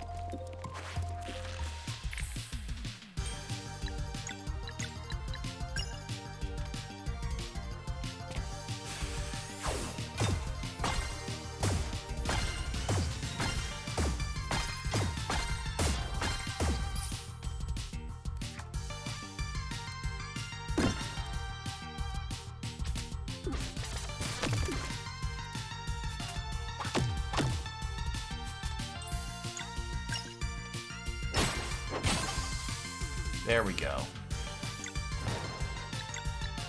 Hurl that one.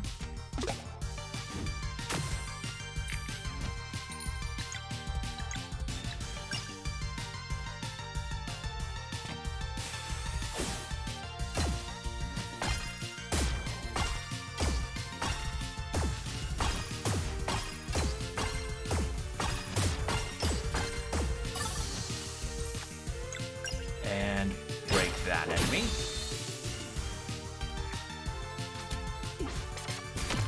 Too early. There we go. Sweet. That's right, I have to activate these things in order for something to move. So let me do that. More enemies. That's fine, just more experience.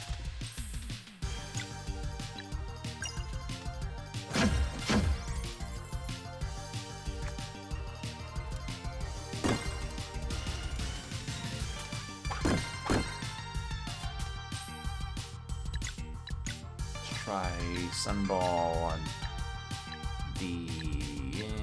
No. These two.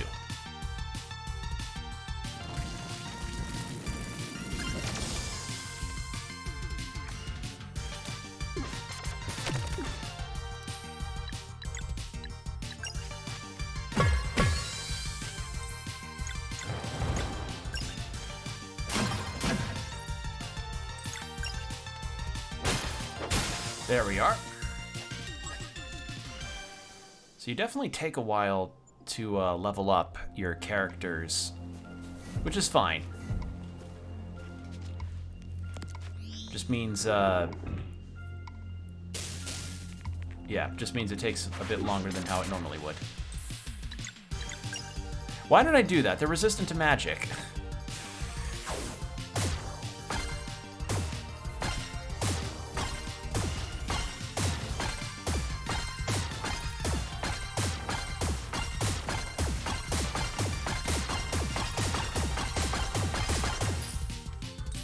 All of that, 10 damage only.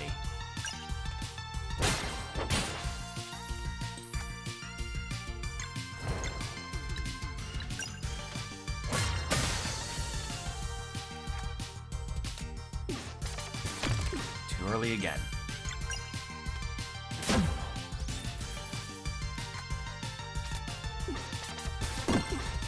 Pay attention to the ball, not the enemy.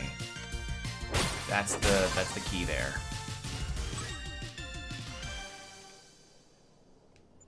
Okay.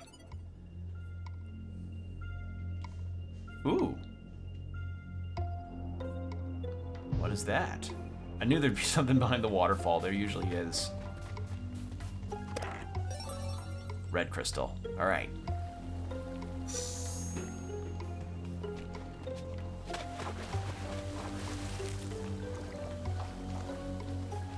Let's heal up, and then we'll try different color combinations to see what can yield what. So we'll start with blue and red, or yeah, blue and red.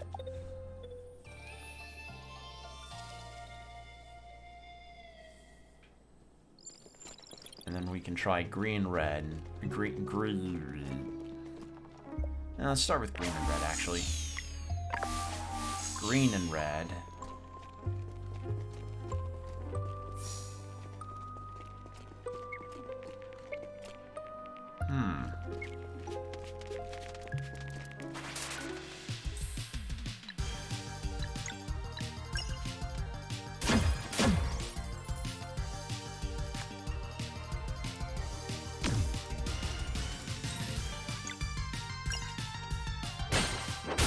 There we go. There.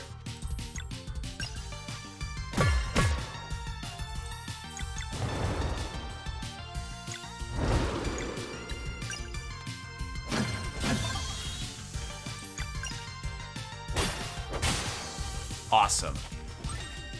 Yeah, that whole magic without magic idea is really doing well for me.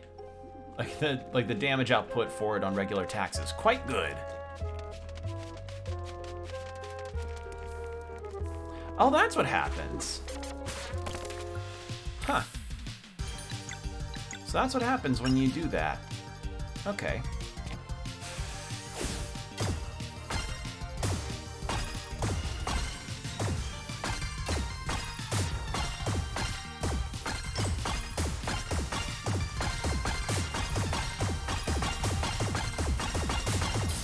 Whew, that was a weird angle, but I did it.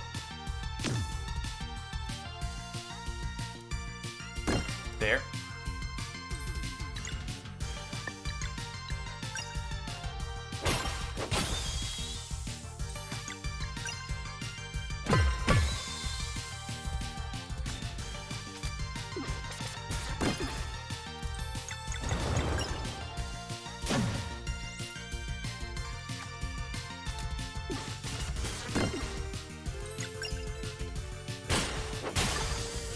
Beautiful.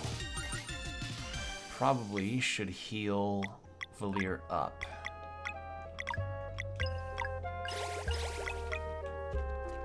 There. Okay, so that's the first half. And the second half. Yeah, okay, I see it.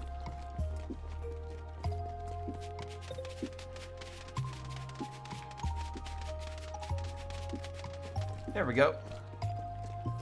Those look like companion cubes from Portal.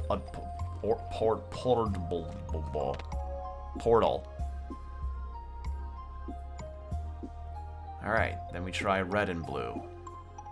See if we get anything out of that.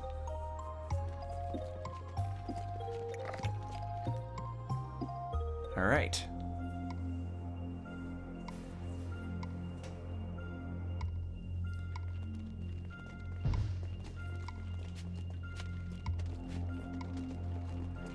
So yeah, we're making brisk project. Compared to the mini game earlier, we are definitely blasting through this. All right, and then red and blue. Because I want to see what I can get from here. If I can get any like good equipment or what have you.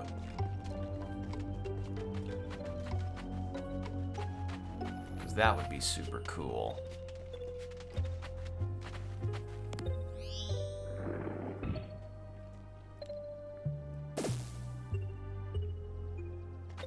Nothing there? Okay.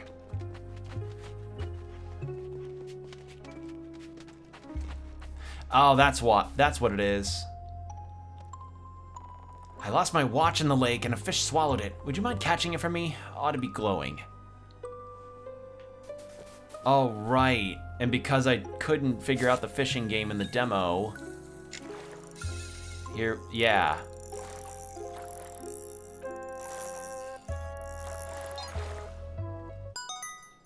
But now that I do know how to do it, I can get that glowing. I can get the watch. The watch for the guy.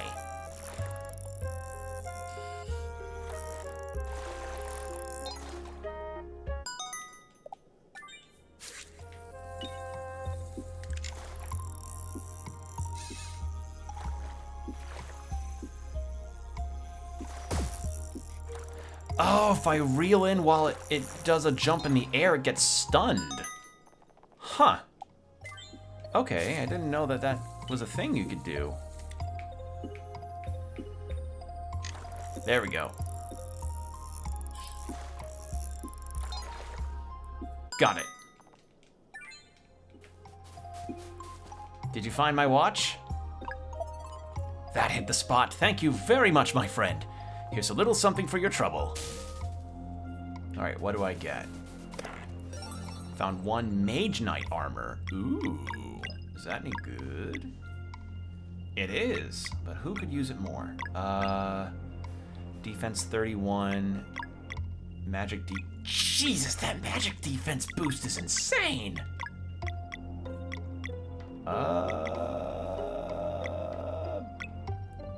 Zale could probably use it the most.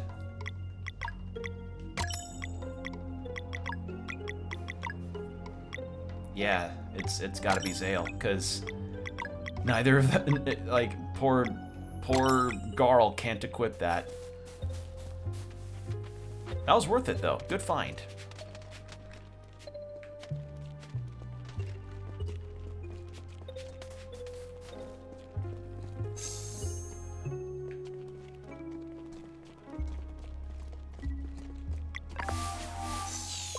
There we go. Oh wait, have I done blue and green? Yes, I did. That's what I did to get the red crystal. All right. Let's rest, and then save, and then we'll head right into where I imagine the boss will be.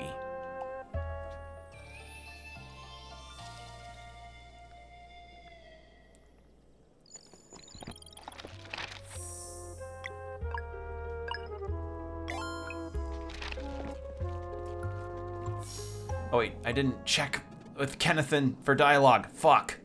Huh?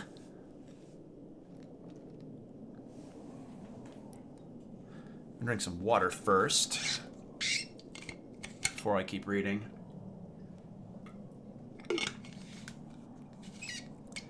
Hello? Anybody out there? Be careful, Garl. We don't know what to expect here. I found something!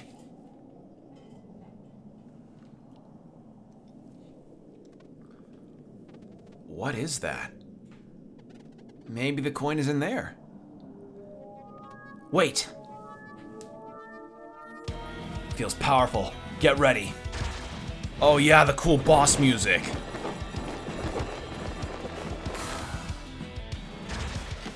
Yeah, I love this boss design too. Okay, nothing else to hit. Okay, resists physical. Ow.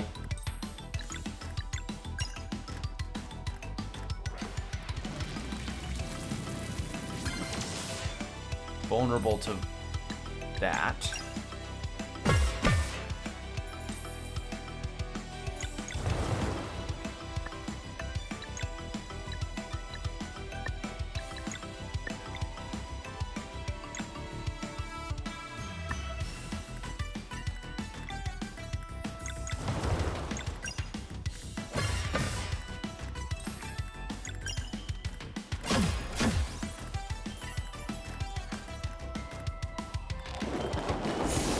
Uh-oh.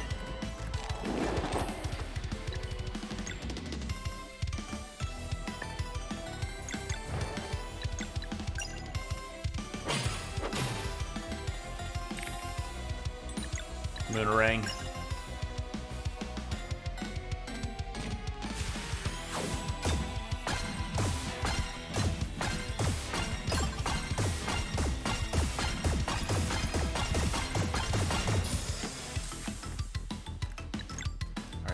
Let's nourish Zale.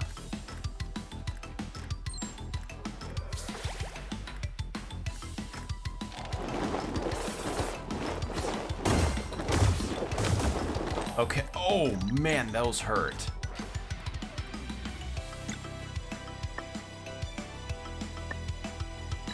Okay, only he can act. Heal yourself.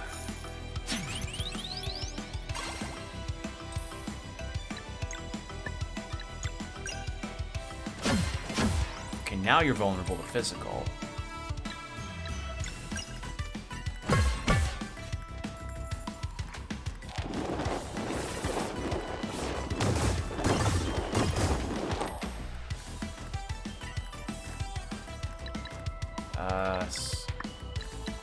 Don't I have a duo skill available?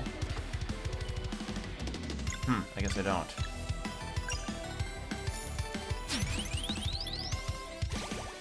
There.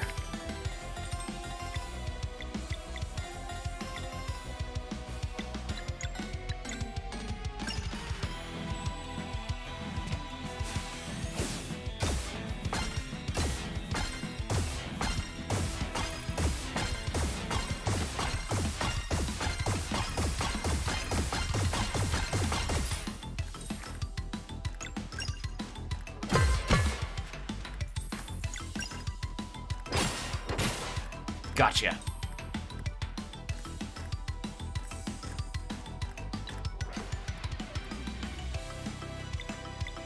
What was the combo thing again? Shit, I don't remember. Because I have the combo. Oh wait, no, it's the combo thing there. Wow, I'm so dumb. Okay, I wonder, can I power myself up for one of these? I can.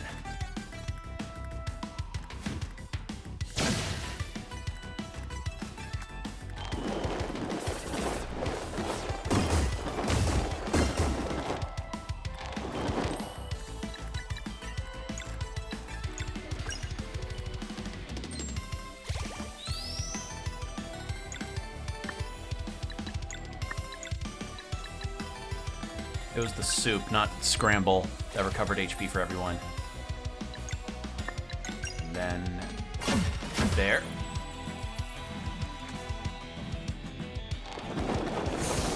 Uh-oh.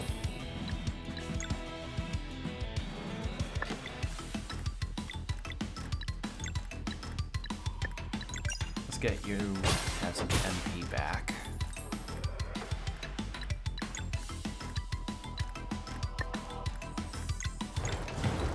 Actually, no. Well.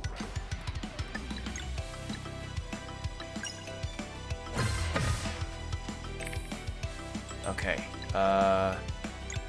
Moonerang again.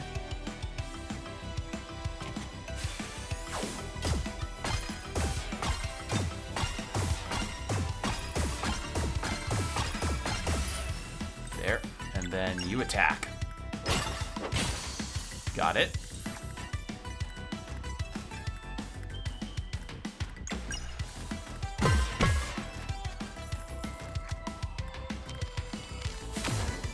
Need to be faster on that. Uh-oh.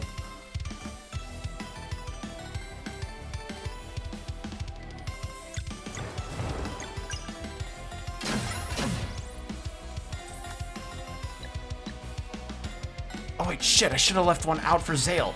God damn it. Well,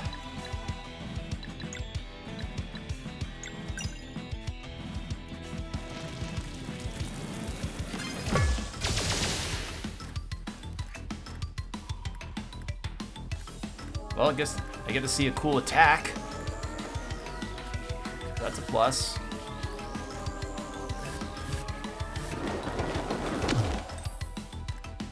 Cool looking, didn't do a lot of damage. All right, no, literally feared for nothing. Held fear for nothing.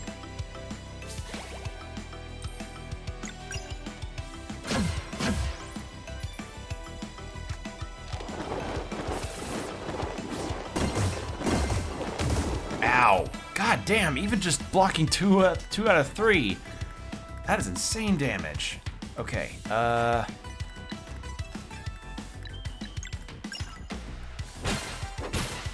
love the sprite work, though. This thing looks awesome.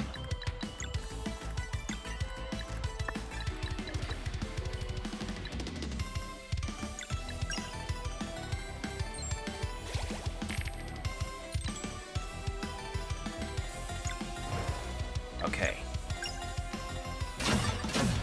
There. Yeah. And there we go. That's the boss. Well, that went way better than when I fought him in the demo. Probably because I actually understood breaking the weaknesses this time. Look, that's gotta be the coin we need.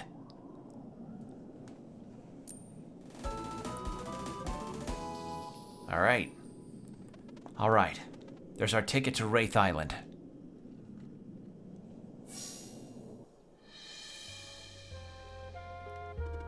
Ahoy! You got the coin. A job well done. Let's go back to Brisk. The captain will be waiting. Alright.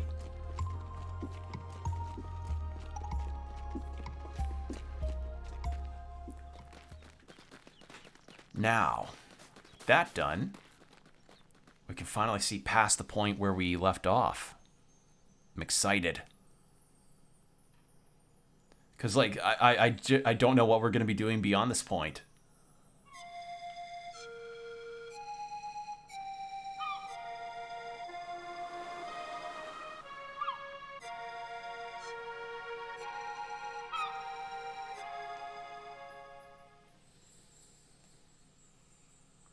Okay.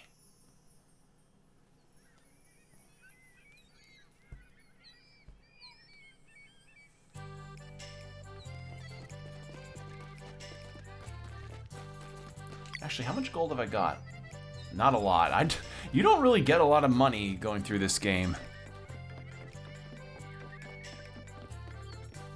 Alright, before I do anything else, let's sell some stuff. There. Yeah, no new equipment I can really afford. Let's save. There.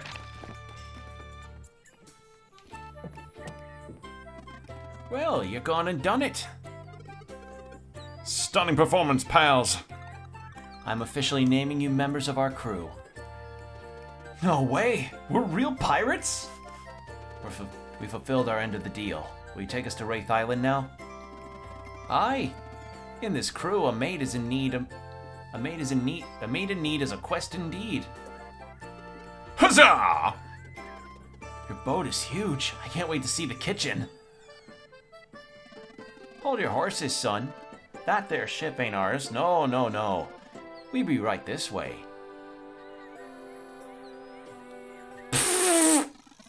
The Oakham skiff ain't much to look at, but it'll get you across the Shalamere to Wraith Island, alright. Just gotta stick to that canal, not open sea for us till we get a proper vessel. I love the reactions. So unless y'all have some unfinished business, we can set sail for Wraith Island right now. Let's wait for a second. Double check on some things. I know I can't afford that really good accessory, but I can already see enemy health anyways. And I believe I've gotten every chest in this game, and I didn't even need to use... No, I lied. I need to get those foods that I found. If I can find them again.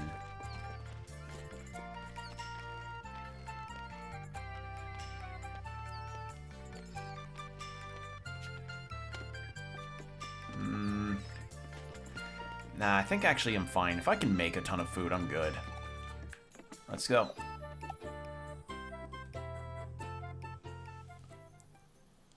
I mean, I don't think any kind of super weapon's gonna be waiting for me in the underside of that dock.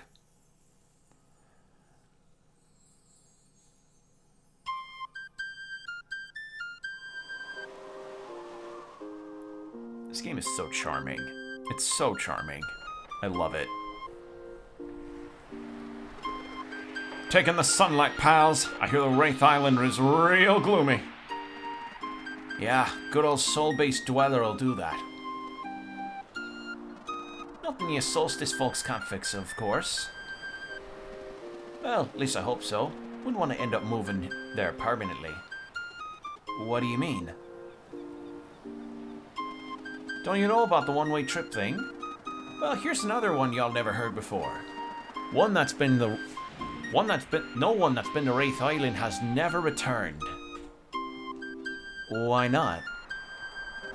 Kennethan?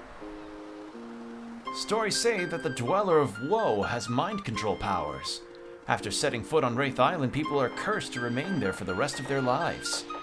And life on Wraith Island is lived day by day. For no one knows who the Dweller will prey on next. Prey? These things feed, ain't you heard? Aye. Every so often the Dweller sings with her cursed voice, compelling one of the denizens of Wraith Island to sleepwalk into her lair, never to return. Okay, that's... But why would people even go there then? Beats me? Curiosity? Boredom? A need to escape? You'll get to ask soon enough. Did you guys know about all this?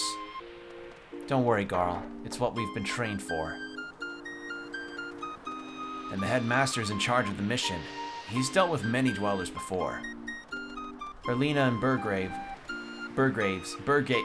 God damn it! I called them Burgraves again! We'll be there soon. We'll be there too, and they're much stronger than us. I'm sure you can handle it. It's just... It kind of gives me the creeps. The eclipse makes the dwellers weak to our magic. Everything will be fine. And don't forget, it's the last dweller. Pretty surreal to think we'll be the ones to see the end of it all after centuries of struggle. That means you'll be free from duty. We can travel the world. Ahoy, Captain! The sun be setting. Don't you blink now, or you miss it. Huh! Behold, the legendary ghost ship that appears at dusk, the Vespertine.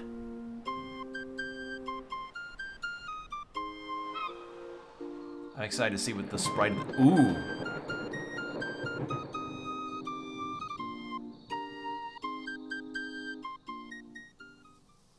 Are we gonna get to go on it? Yo!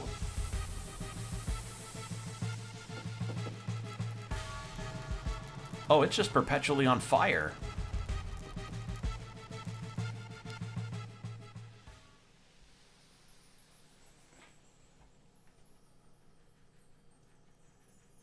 Okay. Well, I imagine we probably have a dungeon boss run situation, potentially. No? Oh, never mind. All right, ghost ship just goes and comes and goes, huh? Quite the prize. The Vespertine will be ours one day, or my name is not Kennethan. All in due time, mateys. For now, we're about to hit the docks. Look alive and brace yourselves.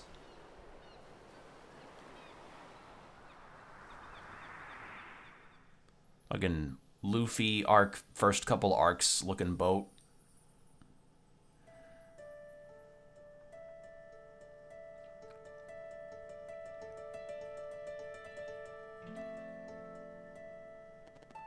By overcoming the Dead Wizard's illusions, our heroes have secured passage to Wraith Island in time for the eclipse. In this place where the night is everlasting and the dead still live, they brace themselves to fight the last known dweller. While evil forces prepare to play their hand, fear is set to strike very close to home.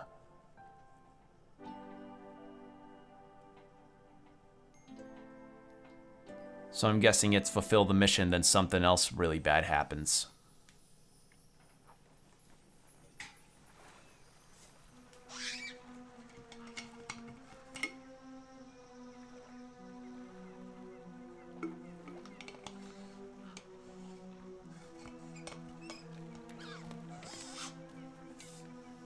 All right. This place is gloomy. All parts of the curse round here. Headmaster Morine calls it the Night Shroud. It's an old Fleshmancer curse that prevents any sunlight from reaching the island. So even after you defeat the Dweller... Yeah, there ain't no fixing that one. But hey, it's a living. Speaking of which, the town of Lucent should be just ahead. We'll be kicking it back at the local tavern. Can't leave till you take care of business anyway. Yolande, why come here with us if you knew how dangerous it was? We be trusting the captain, and seems the captain be trusting y'all. If our adventure is to end here, I say so be it. We will have remained loyal to the end, and seen that much more of the world. Ride on, Kennethan. Hey, you should come and see us at the inn. We'll be playing some music. You play music? Aye, Captain wants us to practice cheering up the place when we visit. Well, onwards then. He just gets everybody to do the Johnny Bravo dance from the intro. Baltrade's invitation sounds fun. How about we go to the inn and take it easy for a little while? It's not like there's anything more you can do until the others get here. I suppose we did arrive early. Oh, don't feel bad. You've accomplished so much already. Plus, this cleansing thing, fighting a dweller must be a pretty big deal. Might as well be fully rested, don't you think? I guess we could take a short break. All right, let's make for Lucent. All right, I want to see what's down here. Down here's a save point. I'll rotate my saves. Yeah, I can't... Well, no. Let's make some jam.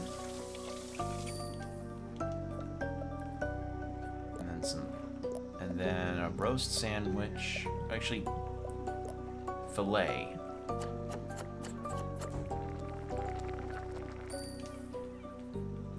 There we go.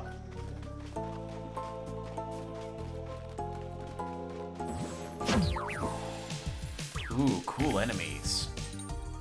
Ooh, the music's now Wait, does the music change depending on your locale in the overworld? That's fucking cool. That's awesome.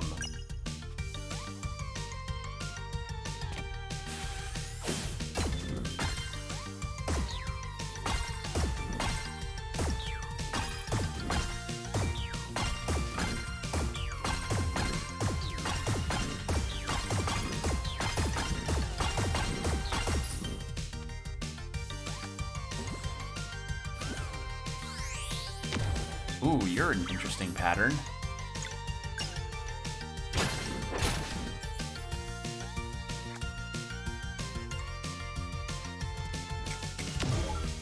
Oh, okay.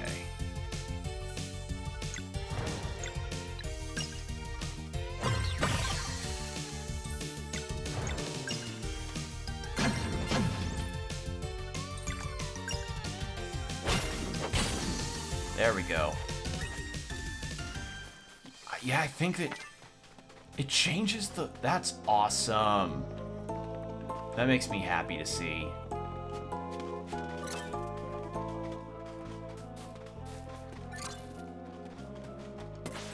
Yep, figured.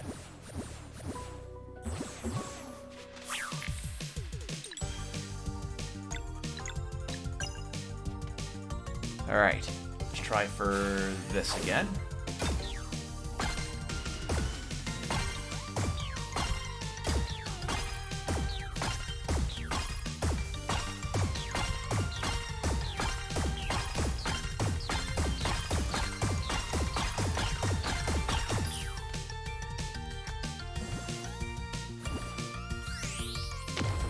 Just early.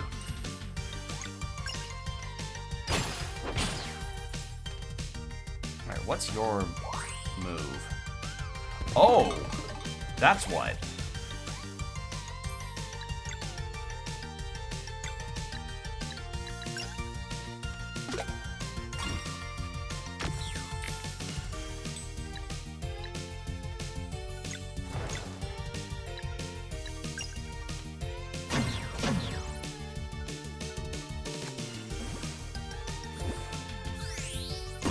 There we go.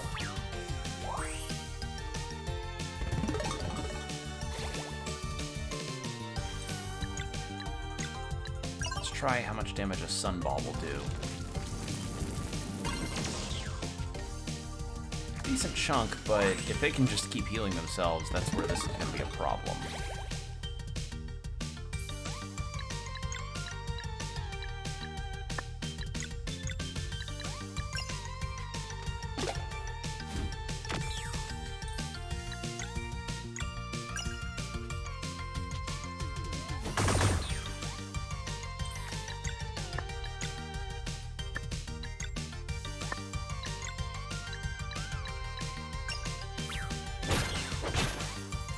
There we go.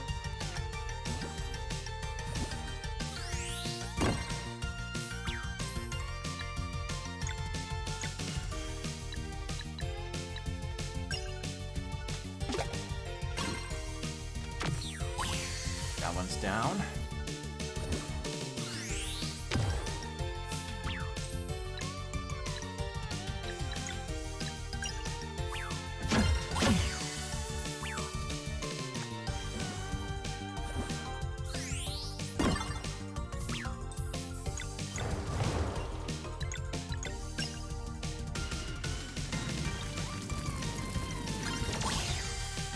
Boom. God, that's a lot of damage. Oh, you got the chest anyway. Cool.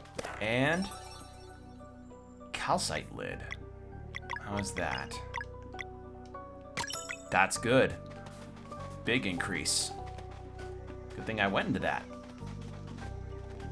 All right, let's go rest up.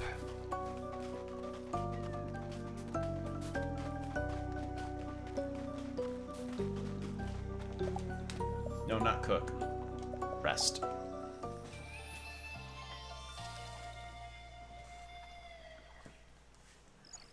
Okay. Oh, I just remembered. I can set up camp. And then Yeah, does she have any stories for me? About Garl. I should find that tavern Valtrade was talking about. I want to see them play. Found a new artifact. When did I find a new one? The Great Summoning. Alright. Great Summoning.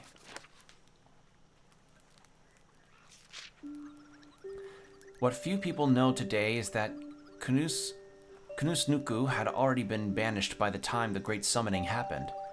The channeling had begun months prior, back when the lizard folk still had the upper hand. It was towards the end of the decades-long battle, after it became clear that the Molkin mages would be the victors.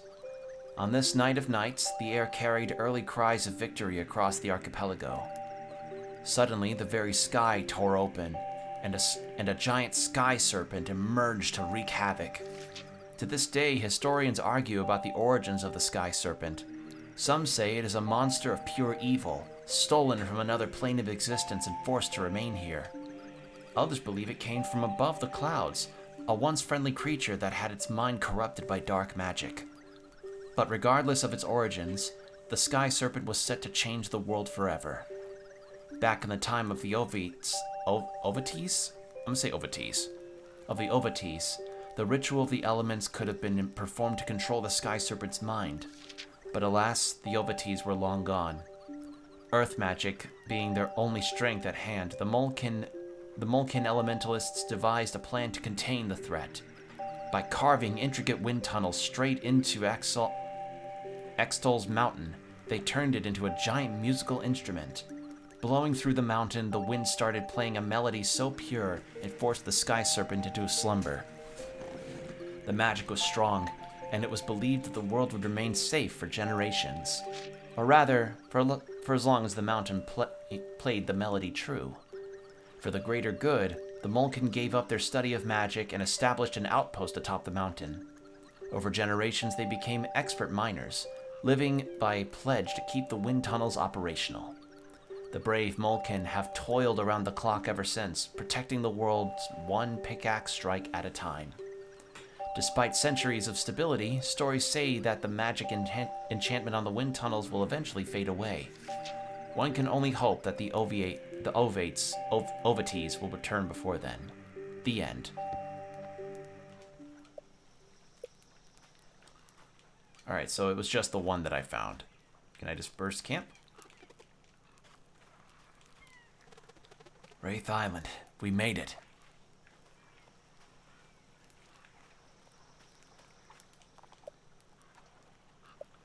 Rest again, I guess. If you set camp, you can't leave it. Alright.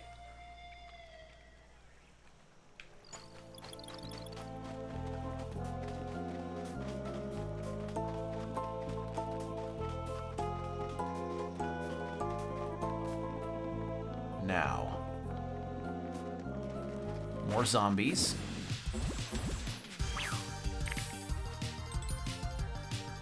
What is that?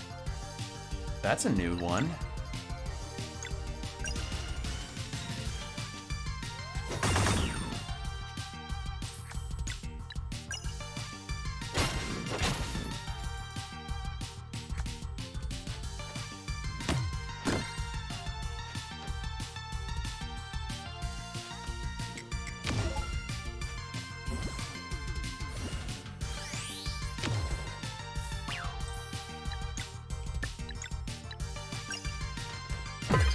I'm gonna kill this thing first because it can heal everybody, which is not good.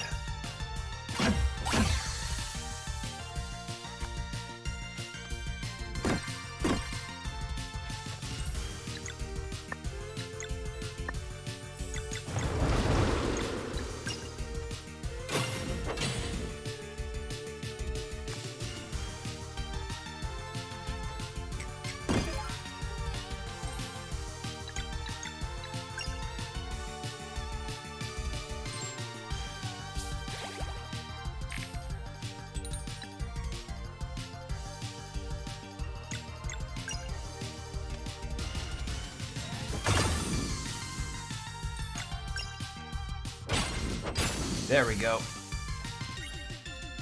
Okay. bones are for. Alright. Is this the town? Yep. So the progression of the world and everything is fairly linear. But I don't mind that. That's fine. And there's enough elements around the world to encourage exploration. Ooh. All new music. All good music. All good music so far. Town of Lucent.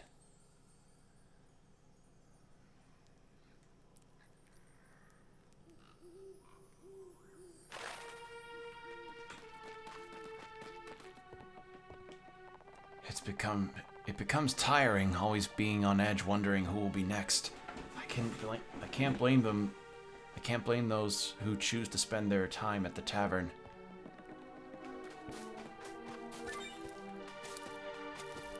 Yeah, sucks, but I'm gonna take your tomatoes.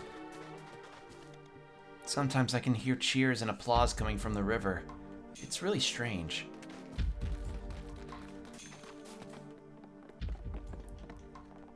That mansion and its cursed voice took everything from me. My son, my husband, and too many of my friends. Why hasn't she called me yet? Oh, man. Oh, no. Oh, no, no, no. You are not getting the contents of my chest. If you want it, you're going to have to get my brother to make amends. Nothing of interest here.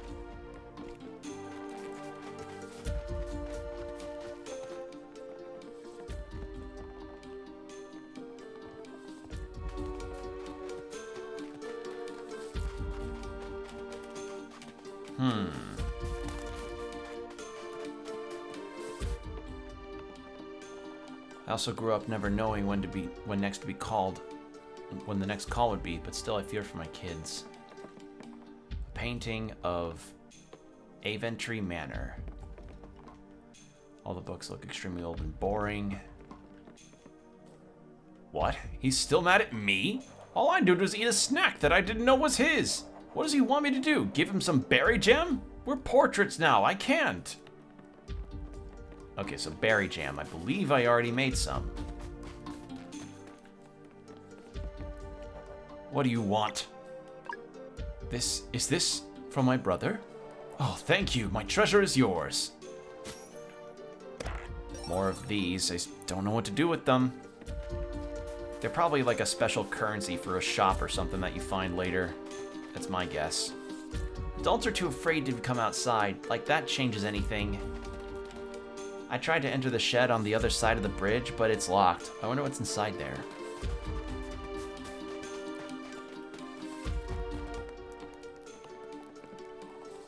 Those who try to leave just get called right away. I don't know why you came here, but I'm sorry to say you're now stuck here all the same. There isn't much to do here. Kind of ironic that the stew is our signature dish. That's all we do all day ourselves. Stew. All the books are extremely old and boring. Okay.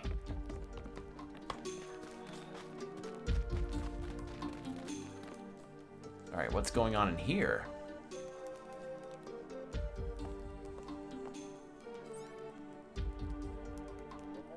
Welcome, new visitors, to the first stage of grief.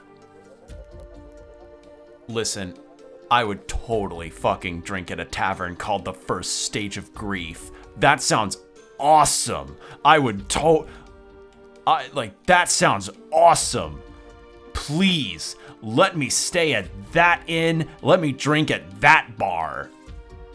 Holy shit, what a cool name. That's really cool.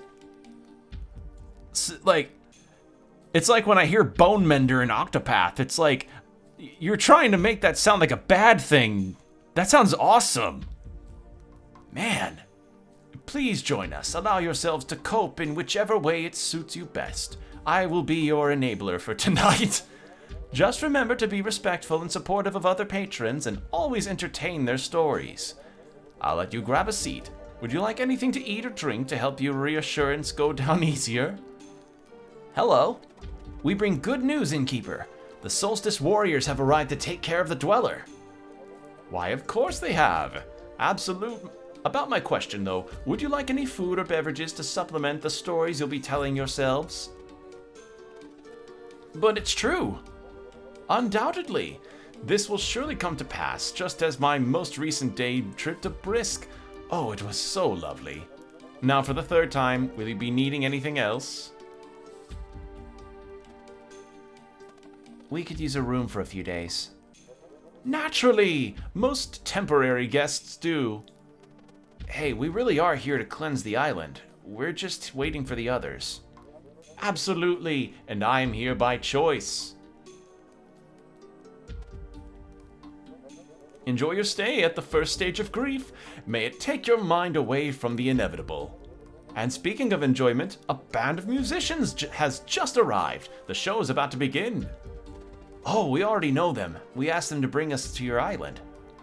My, that is quite obviously factual. I commend your ability to pretend. You will fit right in. Your room is being prepared. Just let me know when you are ready to sleep. Ouch. These poor people have been coping for so long. It's like they can't even deal with reality anymore. Good thing we're here to end this. Well, as soon as we have the eclipse. And backup. I'm sure you'll both do great. Whoa, Kennethan's got an accordion! Actually, young man, this here is a concertina. Listen here, chums. We be the pirate crew that will someday claim the Vespertine. Oh, that is so happening. Our eyes have been on that prize for a long time now. Every day, we refine our plan. And every night, we see her in our dreams. I can leave anytime I want. Anytime? Hey, that's my middle name. We live for adventure and for new horizons. Captain's word. One day we'll even sail the sea of Yolande. Aye, aye, Captain. Apologies, Captain. They could totally go right now. Clearly the only issue is they don't have a ship yet. When the going gets tough, we like to play a song. It goes something like this.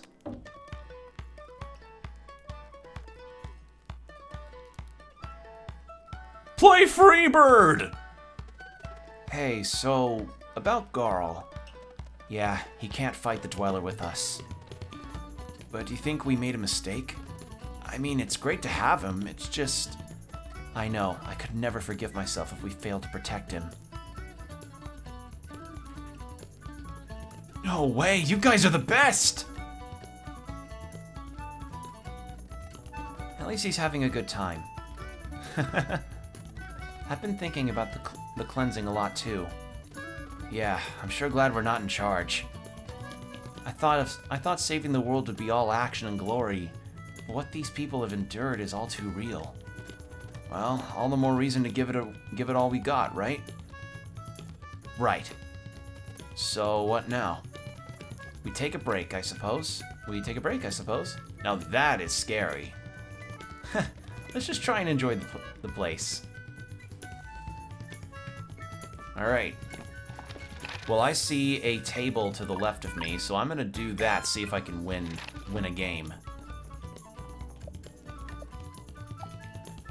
Just drink a little water first. Oh, I like that! The music actually carries over from their band playing. That's nice. Alright. Let's try a mage and an archer.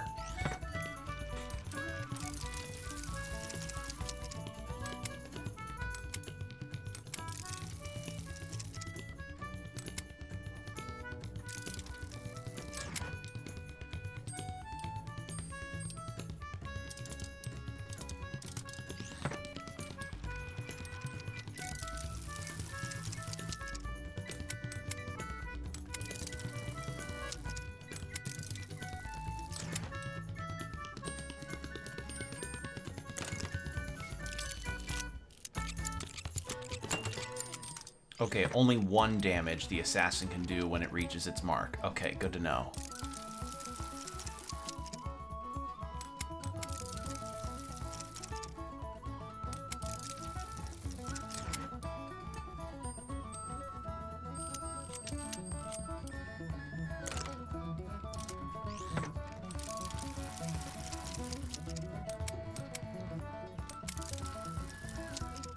there, and... Okay.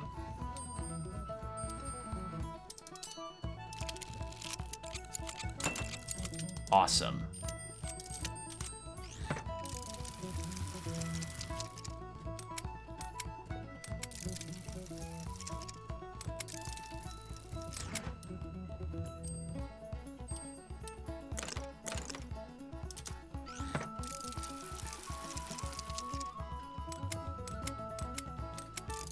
All right, and then...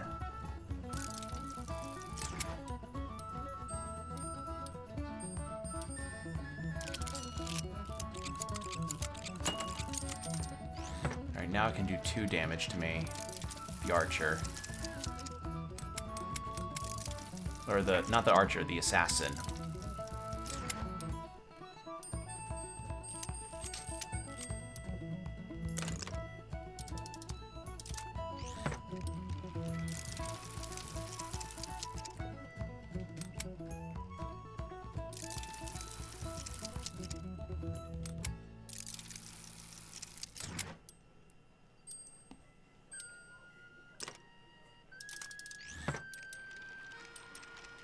Oh, they're playing a variation of the overworld theme from the last island. That's nice.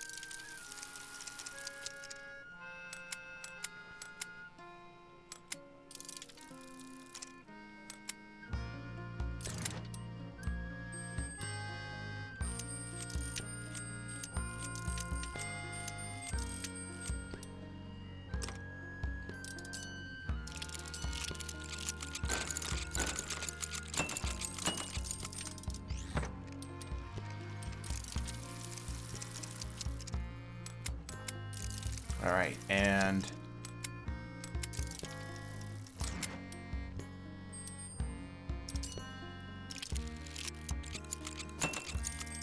a easy victory. Yeah, the archer is pretty good for that. Ooh, bronze wheel. All right. This is awesome. Now that is what I call good music. What's a concertina? Ready to rest?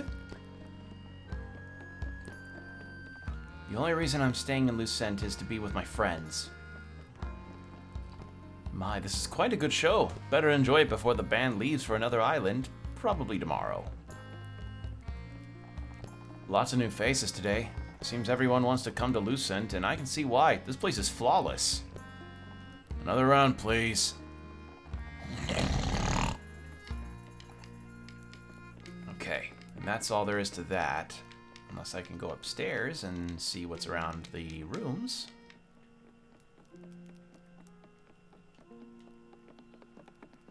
Any chests?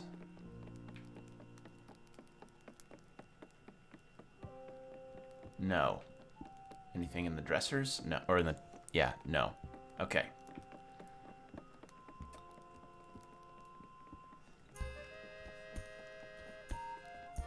Okay. Let's rest.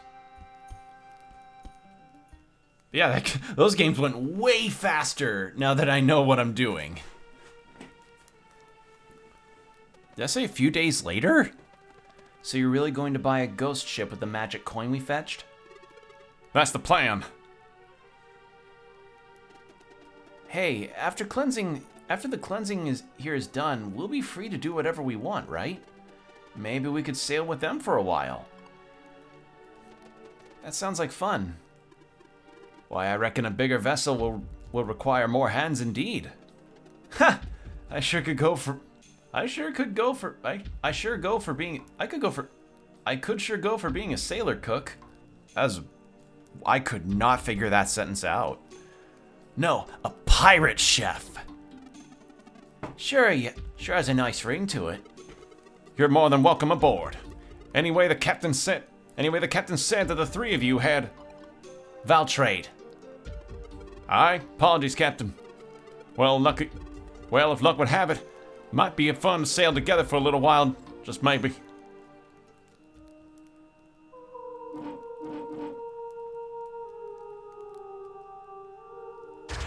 Oh.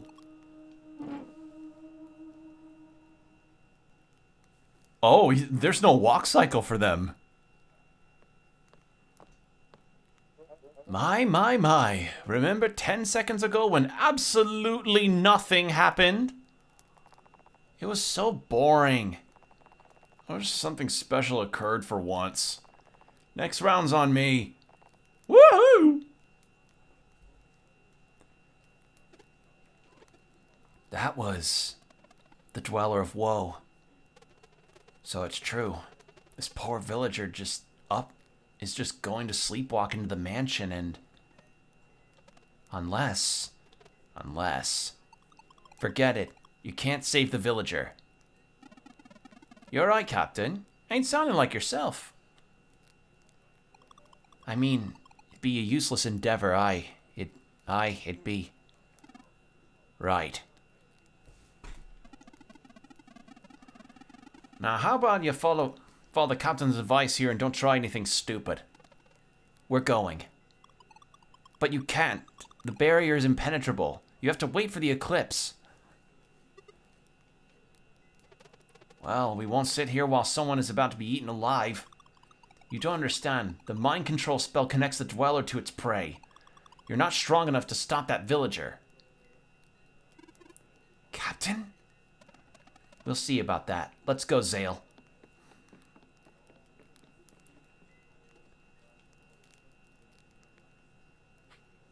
Wait for me!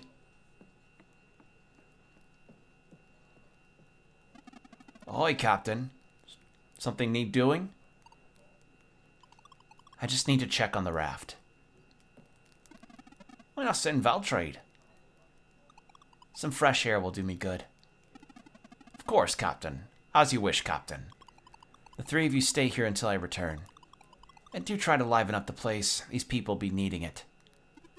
Aye, aye, Captain.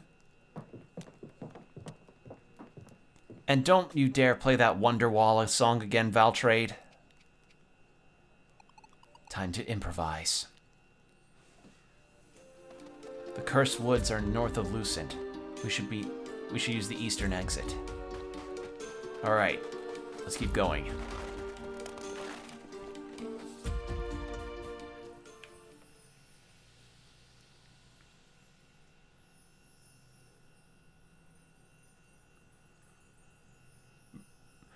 Yeah, it seems the loading screen occasionally has a little bit of a fun leg movement. A little bump-a-da-bump-a-da-bump-a-da-bump. What's over this way? Ferryman's Vigil. What is this? I'm supposed to go north, but I wanted to check what this is.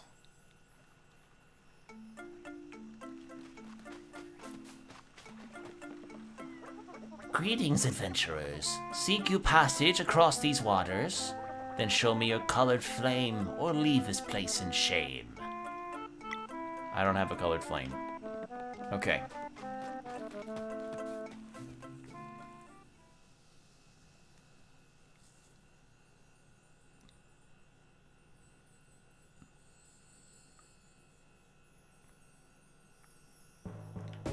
Alright. Ooh, we can try and get ourselves some stuff. What's this? Solstice Shrine. Yeah, we encountered one of these earlier, and when we didn't get to open it up.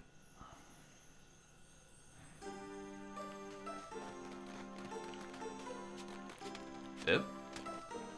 Ooh. Okay. I think I get an upgrade at some point that lets me do something about... Yeah. There's probably some kind of upgrade I can get later.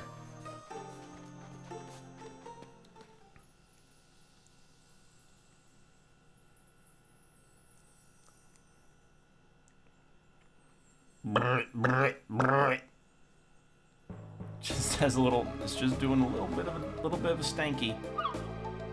Alright. You know, I think I may end once I actually reach the mansion, because I'm getting kind of tired, and we've been going for roughly over 3 hours now. So I'd like to probably stop soon. If there's a save point at the mansion's entrance, then I'll probably then I'll probably just end there. If not, then I'll probably find a save point further in. Because as I said, I've had a long week, and I'm very tired. Well, not very tired, but I didn't feel like I wanted to stream super long tonight. So, yeah. Ghost Sturgeon. Alright.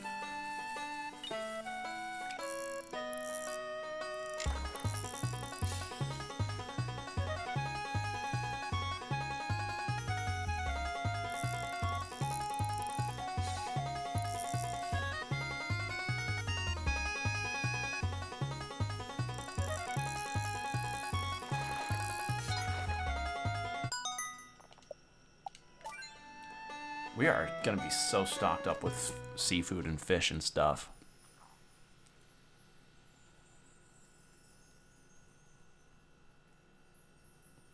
All right.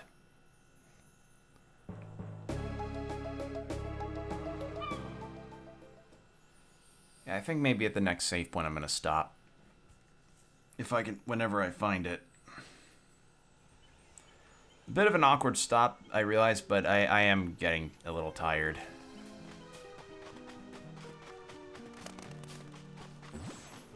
Oh! Yo! Look at that thing! Ooh!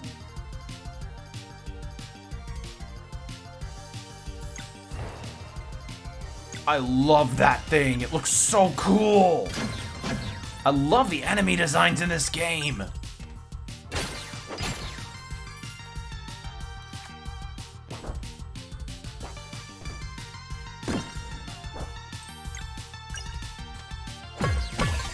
God, look at that. It's such a... Oh. Never gonna get tired of the enemy designs. Oh.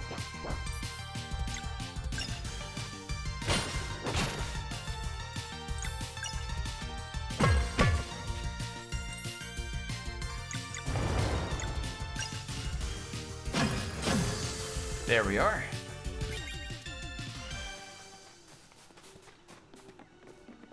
All right. Oh, there's our save point. Well, thank you all for joining me tonight. A bit shorter than last time, but as I said, I'm a bit tired, so I'm ready to stop it for now. But nonetheless, this has been a lot of fun, getting to go through the section in the demo that I'm very familiar with, and getting to just get to play some more of this, because this is a very nicely made video game. And I really do enjoy a lot of the elements of it as far as the combat. Story's got some nice intrigue to it as far as it being a framing device or like some narrator acting as a framing device. And I like the characters. So, yeah. This is a good game. I like it. And I'm very happy that it's so far living up to the expectations that people had all those years after its first announcement. So, yeah. Thank you all for joining me tonight. It's been a pleasure, as always. I'll make sure to let you all know when I'm going live next. So, yeah, just keep an eye out for that. And, yeah, stay hydrated. Keep your imposters checked. And I will see you all in the next stream. Take care, everybody.